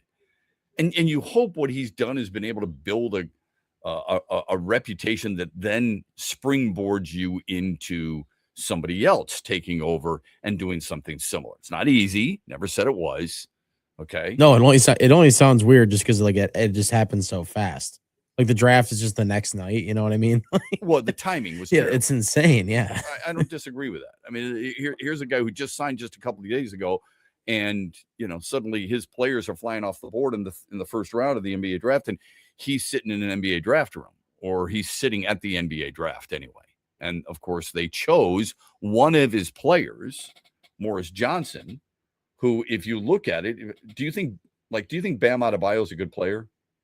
I mean, yeah, for sure. Of course he is. Yeah. Morris Johnson's numbers are better than Bam Adebayo. Morris Johnson at the NBA Combine measured 6'9". Bam Adebayo 6'7". Wingspan. Morris Johnson 7'3.5". Bam Adebayo 7'2.7". Morris Johnson 250 pounds. Bam Adebayo 242. Now, bodies are one thing. Game is different. I think Morris Johnson's going to be a really good player. I like him a lot. I think it's a good pick by Dallas. I think it's an interesting pick by Dallas. How much did Dusty May have to do with that? You would think something because of Michigan, but you're not scouting these guys on a regular basis back in whenever and thinking Dusty May is going to be our head coach. Dallas has been scouting Morris Johnson and everybody else for an extended period of time, well before they knew Dusty May was going to be their head coach. Here's what Morris Johnson had to say about being reunited with his college coach who led them to a national championship. I'm truly honored and blessed for this opportunity. I'm still in shock about Dusty being a coach and me going there with him. I was joking with him a few minutes ago about both of us being rookies. I'm excited to get back to work with him and try to win another championship together. Shout out Mavs fans. I'm very blessed for this opportunity. Can't wait to get there and get to work. All right. So Morris Johnson going to Dallas, who, by the way, also made a trade and traded up to number 25 and drafted a kid by the name of Sergio Delaria. You talk about highlights. Dude looks phenomenal, right? Now, going up against Europeans, although that used to be a negative, and it should be more of a positive these days because of the influx of European players and the impact they're making in the NBA. But this dude looks really good. Vision, shooting, passing ability, all that other stuff. So Dallas obviously got better. Did they get better enough to be a playoff team? Who knows? All right. We don't care either. What we care most about is whether or not the Pistons got better enough to be a championship contender. When you and your friends get together and talk about the Pistons, did you think they were championship contenders a year ago? No, probably not. I mean, for the most part, it seemed like just make it further in the playoffs, win a playoff series. You're saying like after the 44-win season? I'm saying at the end of the regular season, as they began the playoff push. Oh, this year. Yes. For me, I expected them to be getting the championship this year. Yes. I had friends that definitely, like I said, we talked about this. I had friends. So you thought they were championship material? I did. Contenders. Yep. Okay. As did I. And I think a lot of that had to do not just with the Pistons, but with the Eastern Conference. Yep. 100%. That was why. All right. Fair enough. If everybody's healthy, Boston specifically, Orlando as well, and we know Orlando is a higher seed than what they played at. If everybody's healthy, Do you still think they're a championship contender? I think they need more. That's for sure. I think they need more. Yeah. The main reason I thought that they could get that far and thought this is the year they should do it is because I thought some of the results in the regular season were based off of the conference they were in. So I figured they could do the same thing in the playoffs. That's what I thought. I get that. And I don't think you're alone in that regard. I really don't. Let's see. Shep, all those years as parents going to see your child at all their sporting events, the travel, the long days, the long games, eating fast food, then to see their first MLB at bat, and it's a base hit. That's in reference to Ben Malgeri, who on the very first pitch he saw from Carlos Rodon last night, singled to right field. Really cool. Seriously. Awesome. It's an awesome story. And I love the reaction of parents, and I love the interviews with parents. Now, do I get tired of, he's worked so hard? Yes, I do. Because my guess is Trey Cruz worked really hard to get there too. But it's about the talent and all these other things. Of course, you're going to use the word work and how they're challenging the road to the major leagues truly is at age 26 to finally break through, to play at Holy Cross, to play at Northeastern, to go and play at high A and recognize how far away I truly am. And then to be able to fight your way through that. That's the thing you admire, isn't it? Don't you admire the climb more than it? I'm not trying to be a Fleetwood Mac song here, but isn't that what you admire as much as anything else? Right. Yeah, exactly. That's a part of right. it. I like the Fleetwood Mac song too, but I do like, I like that part of it too. Yeah. I cover a lot of the West Michigan players that come through here. Ben Malgeri was one of those guys. So it's cool to see them make it. He played at the Cape. He played in Harwich, which the Cape is an excellent league. So it's a wooden bat league. I would encourage anyone, if you can, go to Cape Cod and check out some games. I did that for 25 consecutive years because it's my wife's happy place. He played in Lakeland. He bided his time. He paid his dues. And it's not like he was tearing up every level. I mean, he hit 280 at Erie.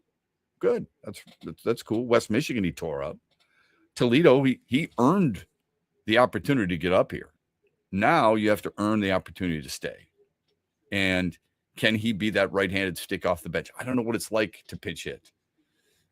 He does. Can he be that good as a pinch hitter at the major league level? I don't know. But I know he gives them something that they don't necessarily have. And that's a good quality at bat from the right side, which is needed. So if anybody else comes back and he continues at this rate, Jahmai Jones leaves, this guy. Who would you rather have as a designated hitter against lefties, him or Jahmai Jones? Who would you rather have in right field against lefties, him or Jahmai Jones? Who would you rather have as a pinch hitter late in the game, him or Jahmai Jones? Those are the things, those are the options that A.J. Hinch now has been able to create because of the addition of one guy who seems very comfortable that it's one game. Let's not overreact. Let's get to the final results of yesterday's poll question and the daily wager. We asked you yesterday, we think it's probably our most difficult Mitch Lyons Wealth poll question we had.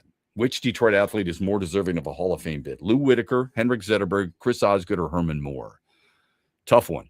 What did people say? Lou Whitaker got 64% of the vote, so he's the leader there. Henrik Zetterberg got 18, Chris Osgood got 15, and Herman Moore got 3. So there's people thinking about everybody, which doesn't surprise me. I think that's about right. I mean, that's how I would have voted. So I get that. That's a good one.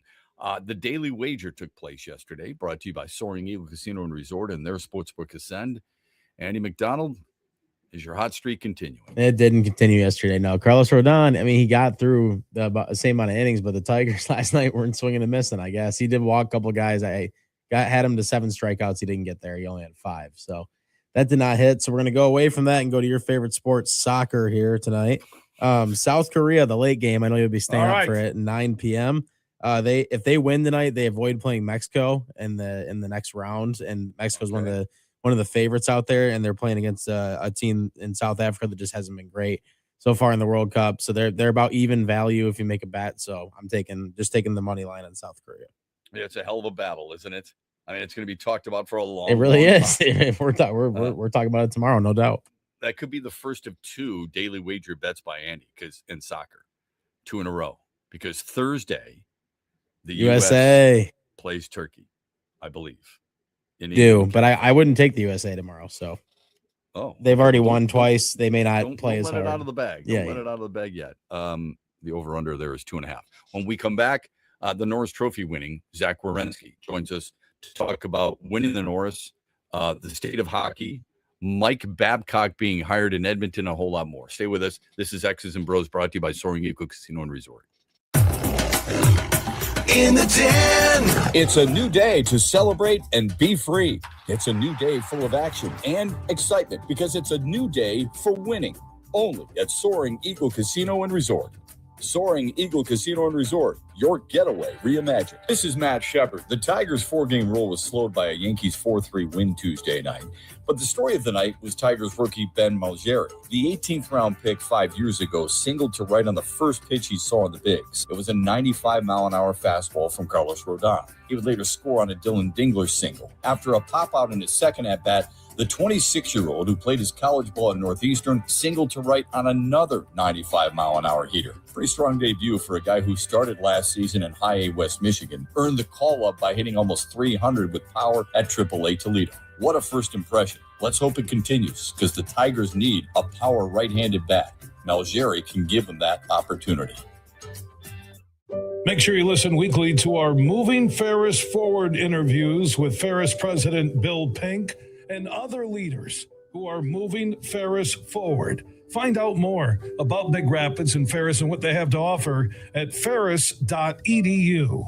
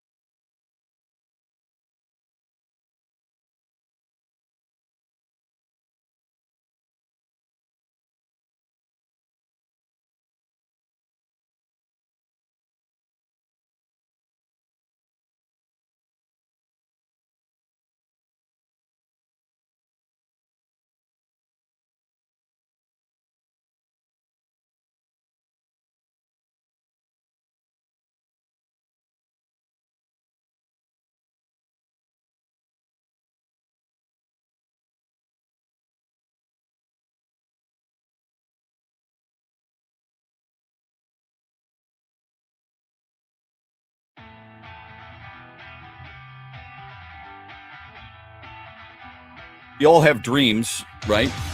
Some are more realistic than others. Zach Werenski was a kid growing up in Grosse Pointe. He wanted to play in the NHL. He's living that dream. He did so because in 2015, he was the 8th overall pick by the Columbus Blue Jackets. He joins us as a Norris Trophy winner and a gold medalist as well here on X's and Bros. Zach, congratulations on the newborn. Hope you and your family are well. How are you today? Yeah, thank you. No, I'm doing good. Definitely up a little bit earlier with the newborn, but all is well today. Yeah, how has fatherhood changed you? Well, it's changed me for the better. It's been incredible. I mean, my brother actually had a son maybe about a year and a half ago, and watching him become a dad, I thought that was awesome. And then once you have your own, it's totally different, right? It changes you for the better in every way. I feel like everything we do now revolves around him, and obviously there's some tough moments in it, but I've loved every minute of it, and we're just enjoying it right now. I brought up the draft in 2015 when you were taken by Columbus. I had forgotten how loaded that draft class was, with Connor McDavid and Jack Eichel and Mitch Marner and Noah Hanifin and Ivan Provorov and your college teammate, I think Kyle Connor. It's unreal how deep that draft class was. When you reflect back and you see how many guys have been successful and how many games they've played. Jack DeBrusk is in there too, I think, from Boston. What do you remember most about that night? How does that fuel you even to this day?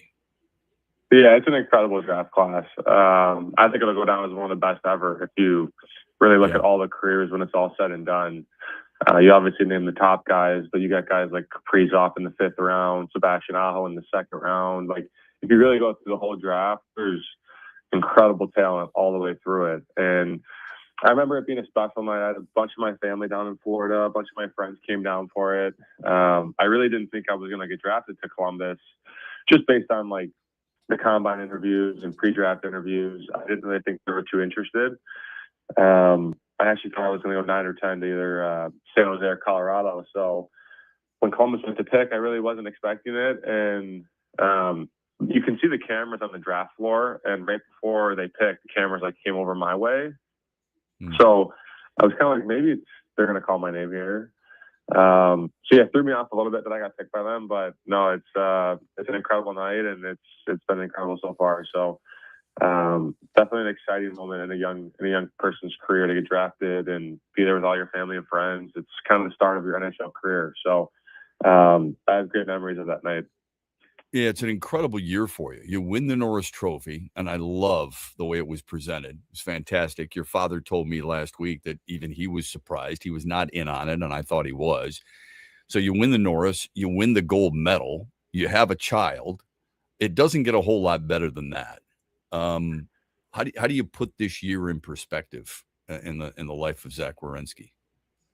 Yeah, it's honestly hard to find the words for it. I feel very fortunate, very blessed. You know, I have great family and friends back home, but I have great teammates and a great wife, and you know, all these milestones along the way, and you know, awards and all that stuff is great, but you don't achieve it without great people with you. And like I said, I've been very fortunate for the people I have around me, and yeah, it's been an incredible 12, 14, 16 months, whatever you want to call it. It's really been life-changing, and I'm just trying to enjoy it, stay in the moment, stay in the present. I feel like everyone always asks me what's next, or how you feeling about next season, or you know, all these questions about the future, and I feel like you can kind of get lost in that sometimes. So for me, I've just tried to focus on being present, enjoying the moment, enjoying my son, enjoying the Norris and all that stuff. It doesn't really happen too often. So yeah, I've been taking it all in. It's been incredible, and like I said, I'm very fortunate to have great people around me that have helped me get here. On top of that, you were honored at the National Polish American Sports Hall of Fame, and one of the cooler moments at that event last Thursday in Troy was you showing your gold medal to Rob Gronkowski, and he said he had never seen one before. It was a neat ceremony that you were part of, wasn't it? Yeah, it was awesome. I really didn't know what to expect because I didn't really know too much about the Polish Hall of Fame and the night and whatnot. I've heard a lot from Rocky, which is my wife's uncle, about it, and I was excited for the night, but honestly, it far exceeded my expectations. I left there so impressed with the whole thing. The people were so nice. I really enjoyed my time. My parents loved it there. So yeah, I would. That's something I'd love to go back to. Year after year, I really enjoyed that night, and yeah, showing Gronk that, meeting him. He's obviously a larger than life personality, but just to be around all those great people in that room, I really enjoyed it, and yeah, very thankful to be a part of that. Yeah, I do have to ask you: Are U.S. players, do you think, getting tired of Canadian press taking shots after you and the Americans won the gold? I mean, Brady Tkachuk gone, maybe Hellebuck, maybe Matthews. I mean, what are these guys, when you talk to them, what do they go through in a situation like that, do you think? Yeah, I mean, obviously we're very patriotic and we love our country and what we did for the U.S.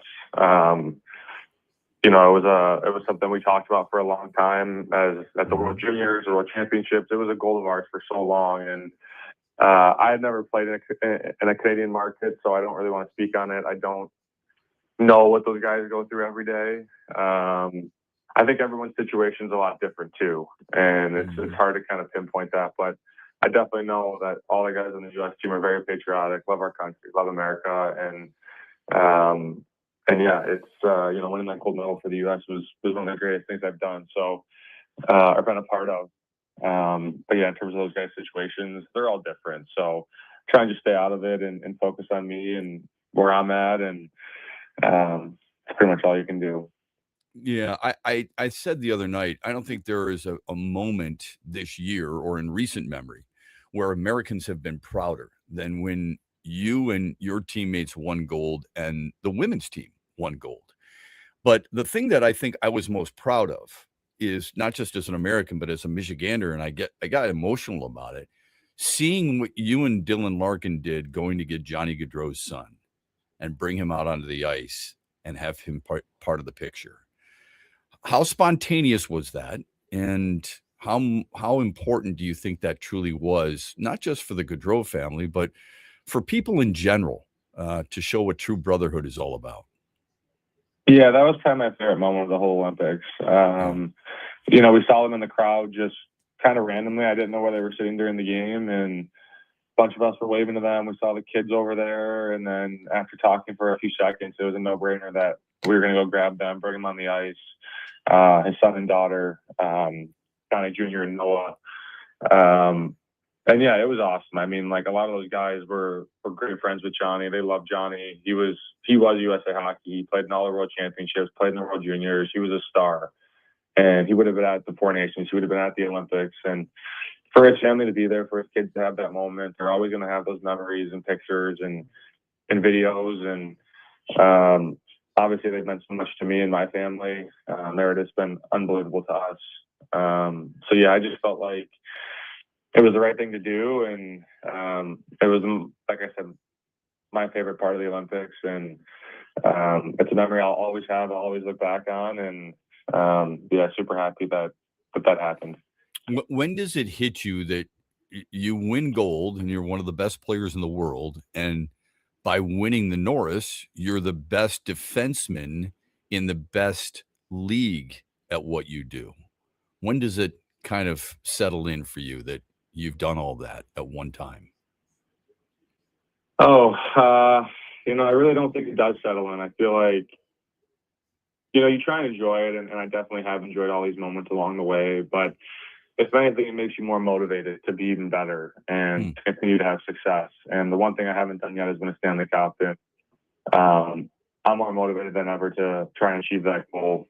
And I don't want to look too far into the future or anything like that. But after you win these awards, the one thing I really want to do is get back in the gym, get back on the ice, like start training again. And so in terms of like enjoying it, realizing I accomplished all these things, like you do realize it along the way and you do try and enjoy it. But yeah, I mean, I'm more motivated than ever to be a better version of myself, a better hockey player next season, and I continue to work at it. And try and be the best player I can be next season. And yeah, it's been an incredible year, and I've definitely enjoyed it along the way. But we're coming up on July 1st, and hockey season starts soon here. So just trying to pick it back up and get ready for next year. What's a training day like you entail? Yeah, I usually wake up around like 6 a.m. Right now I'm working out around 7:15, and then I'll skate afterwards. It changes after the 4th of July. I'll probably start working out a little bit later. Our skates will be a little bit later. It's I'm pretty much there for like 5 to 6 hours with a little bit of a break between workout and skate. And we have an incredible group of guys skating and working out together. It's the Hughes brothers, Larkin, Caulfield, DeBrincat, Trevor Zegers comes to town. Our goalies are Hellebuck and Wedgwood. So it's a lot of fun. We push each other extremely hard, and I feel like it's a big reason why a lot of these guys have success is our summer group. So I really enjoy it. It doesn't even feel like training, to be honest, because I enjoy it so much. It's awesome going to the rink and seeing those guys and pushing each other to get better. And like I keep saying, it's a big reason why I feel like we're all having success right now. Yeah, for sure. When you can put that much talent on the ice at once. You're all close. I love that about you guys. Hockey has changed a little bit. The players have changed. At least that's what a lot of veterans say. Do you feel that? And if so, how do you think it has changed where players are a little bit more in control of what they do and where they want to go? I don't really know, to be honest. I feel like I don't know. It's a tough situation because, like I said earlier, like everyone's situation is different, right? Like I don't like commenting on other guys' stuff, and I feel like I don't know the full picture of what a lot of guys are thinking or what they're going through. I definitely feel like guys want to win, and I think that's more evident than ever. And there's a lot of teams right now that are really, really good hockey teams and consistently good. And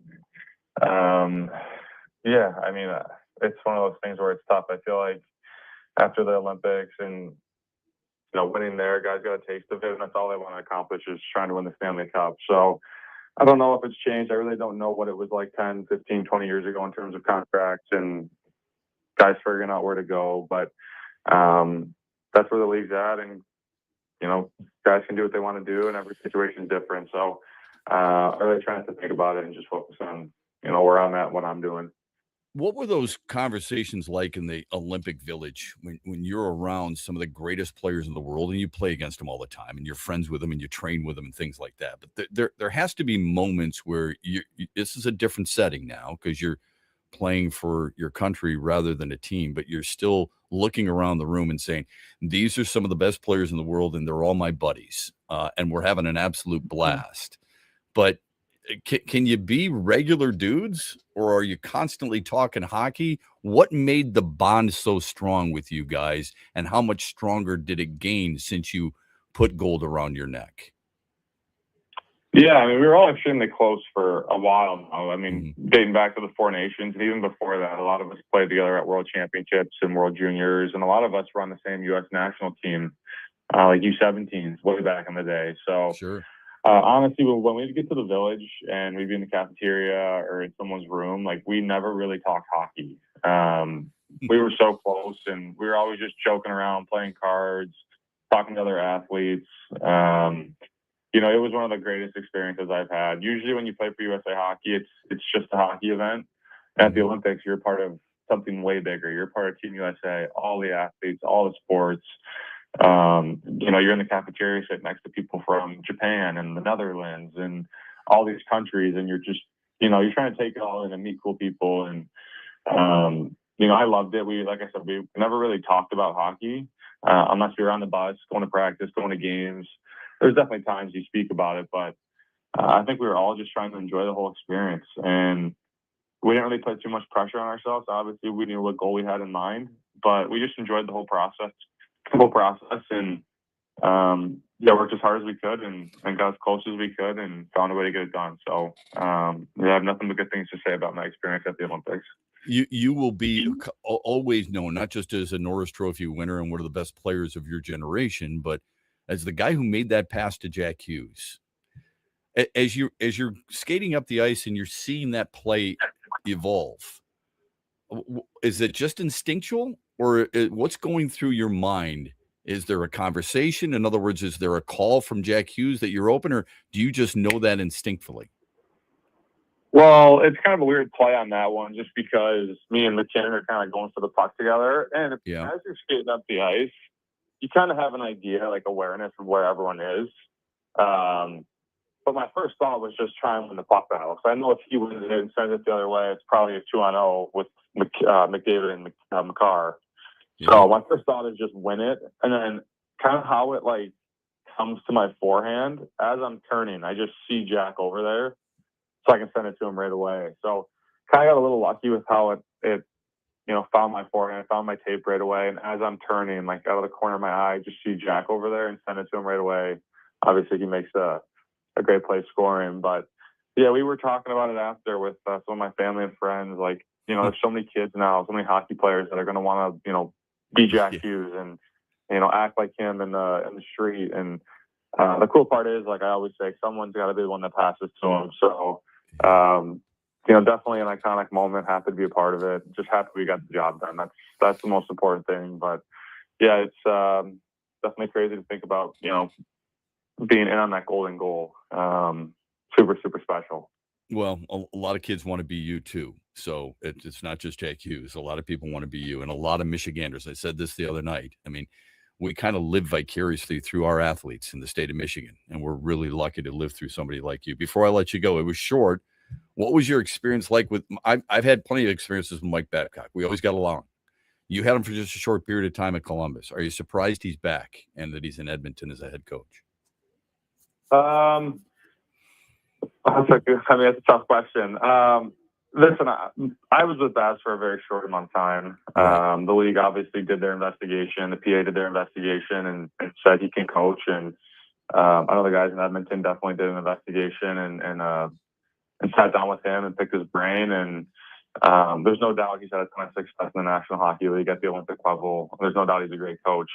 I'm not really going to comment on what went on in Columbus, but yeah, he's back, and I know he's a great coach, and I know those guys in Edmonton feel the same way. So that's the route they wanted to go, and yeah, it's not up to me, I guess. Everybody is super proud that you're a Michigander, not the University of Michigan per se, but just a Michigander. You brought so much pride, not just as a gold medal, but how you handled yourself, how you are the type of person that you are, and I'm sure you're going to be the same type of father that your father is to you.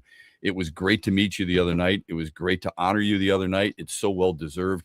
We wish you nothing but health and success for you and your family. Keep up the great work, Zach. Thanks for the time today. Yeah, I appreciate it. Thank you. You bet. That's Zach Werenski, the Norris Trophy winner, the gold medalist, brand new father. It doesn't get a whole lot better than that, does it, Andy? What a It sure doesn't. For a guy like Zach Werenski. Yeah, man. Good dude. Yeah, Good dude for yeah, sure. Very good dude. We appreciate his time, and we appreciate Eric Vincent as well. We appreciate you spending some time with us here on X's and Bros. Don't forget the huge show later on today. We're back with you tomorrow morning, 6 a.m. on X's and Bros. You know, we're fortunate here in Michigan. We have some of the greatest golf courses in the country. Tullymore and St. Ives is part of the reason we can brag the way we do about our golf.